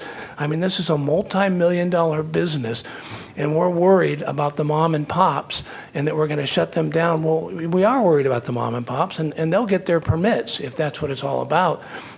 And just the fact that these guys will let their equipment go and come back again, you can just tell how many dollars are involved in doing this thing. And it's not only these, the individuals we see on the corners out in the country selling the flowers or selling in the fruit stands, in the parking lots at Home Depot. I mean, this is just pathetic that this is going on, and that we as human beings can sit and watch this and just and have an excuse for it, saying it's a mom and pops, we're taking away somebody's livelihood. No, somebody's livelihood they are being trafficked, and they've been trafficked across the border, and now they're held as captives until they pay off their debt for getting across the border. That's what's going on here. And until we step up and start to do what you're trying to do here, Rob, it's never going to end. It's only going to get worse. And so how can we as a population, and I've said it before 100 times, we celebrate, Black History Month, and we celebrate the end of slavery, we celebrate Juneteenth, But then we've got this going on in our state right now, and it's out of control, and we look the other way as this happens. It just blows me away. So I wish we could do more than what you're doing here, but this is a great start to go after it. And you know, I'm worried about the food safety. Yeah, that's fine, but if somebody chooses to go there and they get sick, that's their problem. You know, what I'm worried about is the individuals that are working there, that are being trafficked, that are slaves, and they're going to be slaves until they work off. And every time, I think, Rob, you've told me one time about when you guys shut one down, the guy started to cry who was there. And I think he said, you know, I'm going to, something about having to pay more. They're going to charge me for this now. I'm going to have to, I mean, how do you look the other way for that? So, I mean, it just, you know, it's great to be able to stand here and act like you're worried about the mom and pops and the people who are doing it legitimately. That's great. I get it. But boy, how do you look the other way when this stuff is going on? As a human being in today's world, look the other way when this is going on. So needless to say, I very much support this. And I appreciate all the work you're doing. And it's, like I said, it's a long time coming. And anything that we can do to help with this, expand it, whatever we can do. Rob, Garrett, you get your whole team. I thank you guys, Jeff, for being here. Amanda, thank you for coming here to help support this. So. Supervisor Chance got it. Thank you, Mr. Chairman. Terry made some good points, especially about the human trafficking component, but it would be helpful to know what is that data. Is it 50% of the vendors, are they being trafficked? Is it 90%? I don't know. Until I see those numbers, we're just speculating. But Terry's absolutely right. I mean, it's indentured servitude. We need to be aggressive and mindful of that, and also referring over to the proper law enforcement agencies to go after the ones who are doing the trafficking, and also be mindful that the folks who are in unfortunate circumstances, you know. So the mom and pops and the folks that are trying to do the right thing, we do need to be considerate of them. They are trying to operate a legitimate business. That's where education and compliance comes into a main factor. And I do believe the ones who want to be compliant will. It comes down to a communication and also a barrier of a certain mistrust of authority or the government. And that's where I think the NGOs will be a vital component to this and turning this task force into a fruitful and successful venture. So again, Rob, I applaud you. I applaud the efforts on this. But again, part of the motion here today is I would like to see at least 2 minimum of the NGOs a part of the task force moving forward. Okay. Supervisor Buckton. Thank you, Mr. Chair. Rob, great presentation. Amanda, Jeff, thank you for being here and adding to it. This has been one of the biggest complaints, I think probably to all the supervisors at some point that we've had to deal with. And it's been for a while now. And Terry, you know, mentioned that it's been an issue for a while. And this is like a trifecta of issues that this task force is going to have to deal with. Not only the food safety, the roadway safety, fairness of business, labor exploitation. Although we're not going to be enforcing those, it's like the linchpin to start the investigation for all those things, right? I've looked forward, I'm supporting this. It's been one of my issues in District 1. A lot of verbal complaints from constituents, brick and mortar businesses that are trying to invest in their business and do all the right things, but yet somebody is setting up 2 parking lots down and taking all their business away. And they don't have to invest in that brick and mortar business as they do and follow those rules and regulations that they have to.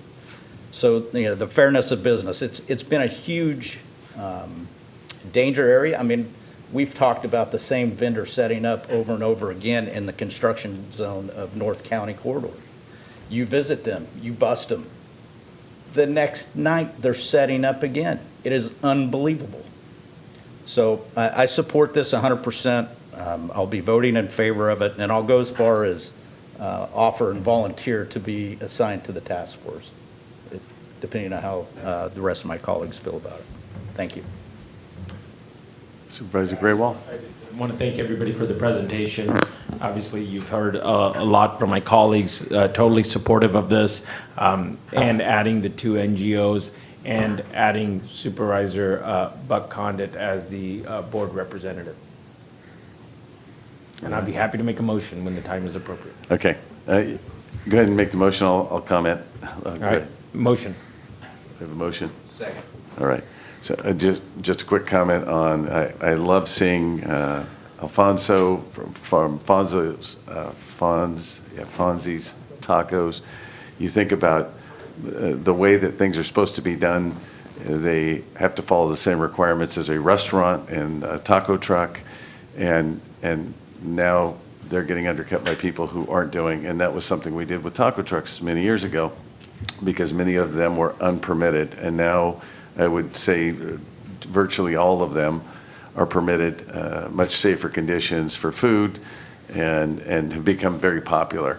So I do care about the food safety component, and I do care about human trafficking, all of the things that come along, and I don't want to put mom and pops out of business. I'm glad that 6 of them have already come in. I think that once the word gets out, because this is not going to happen tomorrow, we still have to bring this back. I will tell you that if you go to the cities, because I think cities have to be self-determining, and if they choose not to be a part of this task force, that's okay. You're still going to do your job as environmental resource folks and respond, but it's going to be a different type of response, right, than what you're going to do proactively. I, again, support this wholeheartedly, and I know it's a long time coming, and you've worked very hard, you and your team back there in the back. Appreciate very much what you're doing. Okay, we have a motion and a second on the floor. All those in favor say aye. Aye. Opposed? All right, carries 5-0 with the addition of 2 NGOs and Buck Condit being our representative. All right. Correspondence, acknowledge receipt of correspondence and refer as recommended on the agenda. Any Board of Supervisor reports? Looking right? Looking right? Just real quick report, we had a very successful community cleanup in series. It was our 28th community cleanup in District 5. We filled a total of 11 bins, which equates to 33,000 tons of trash and debris that was hauled off to the landfill. I do want to thank all of our volunteers that day for making the cleanup a very monumental success, as well as Councilmember Serena Ortero and Councilmember Rosalinda Vieira for helping out in those efforts. So again, thank you, Ceres. Very good. I just want to report out really quickly. Yesterday we had our study session at Samaritan Village in Houston. Great host, good food, but it was a very good time. We went over 3 major issues: code enforcement, receiverships. We went over the Ag Commissioner and planning issues they have or issues they're dealing with currently, and then a lot of discussion otherwise. But thank you to Samaritan Village. Thank you to the City of Houston for hosting. We'll move on to legislative, fiscal, and management report. Just a couple of quick items for you. I want to acknowledge that our Chairman Chiesa here did sign a board letter supporting Stanislaus County Public Works application. It's the ATP Cycle 8 application for sidewalk project on Rouse Avenue. So we're excited for that. Not much to report at the federal level. Do want to acknowledge that the state technically has passed the budget deadline. However, the real negotiations on the state budget continue, and we would expect further updates over the next few weeks on some of the major funding pieces that do affect local governments and also the residents of Stanislaus County. Also want to ensure everyone is tracking that I think as of right now we have July 14th set up for our chair to deliver the annual State of the County address. So that's the date I'm tracking. Are you tracking that date? Yeah, I guess. Okay, July 14th. Might be 25 seconds long. Okay, we're working on something here pretty soon. Near or in and around July 14th, let's say that. And also, finally, just a traffic advisory, southbound Crow's Landing at Zeph Road will be closed to through traffic tomorrow through July 3rd to accommodate City Modesto's planned construction activities. So motorists should expect delays and follow posted detour routes. You can access State Route 99 southbound off-ramp from Crow's Landing Road. That will remain available. Perfect. If you're in that area, be aware. Thank you. All right, any questions for staff? No. Deputy Estes, thank you very much for keeping us safe, and we do have a closed session. Yes, we have closed session this afternoon. It's a conference with legal counsel, existing litigation pursuant to Government Code Section 54956.9 subdivision D1. We have two cases to consider. Lopez et al. Versus County of Stanislaus et al. That's in the Eastern District of California. And the case number is 225 CV01175. The second case is In Re Diablo Grande Community Facilities District Number 1. It's a bankruptcy case. The number is 2526635. It's in the U.S. Bankruptcy Court, Eastern District of California. That appropriate for public comment. Any public comment? Seeing none, we'll adjourn to closed session.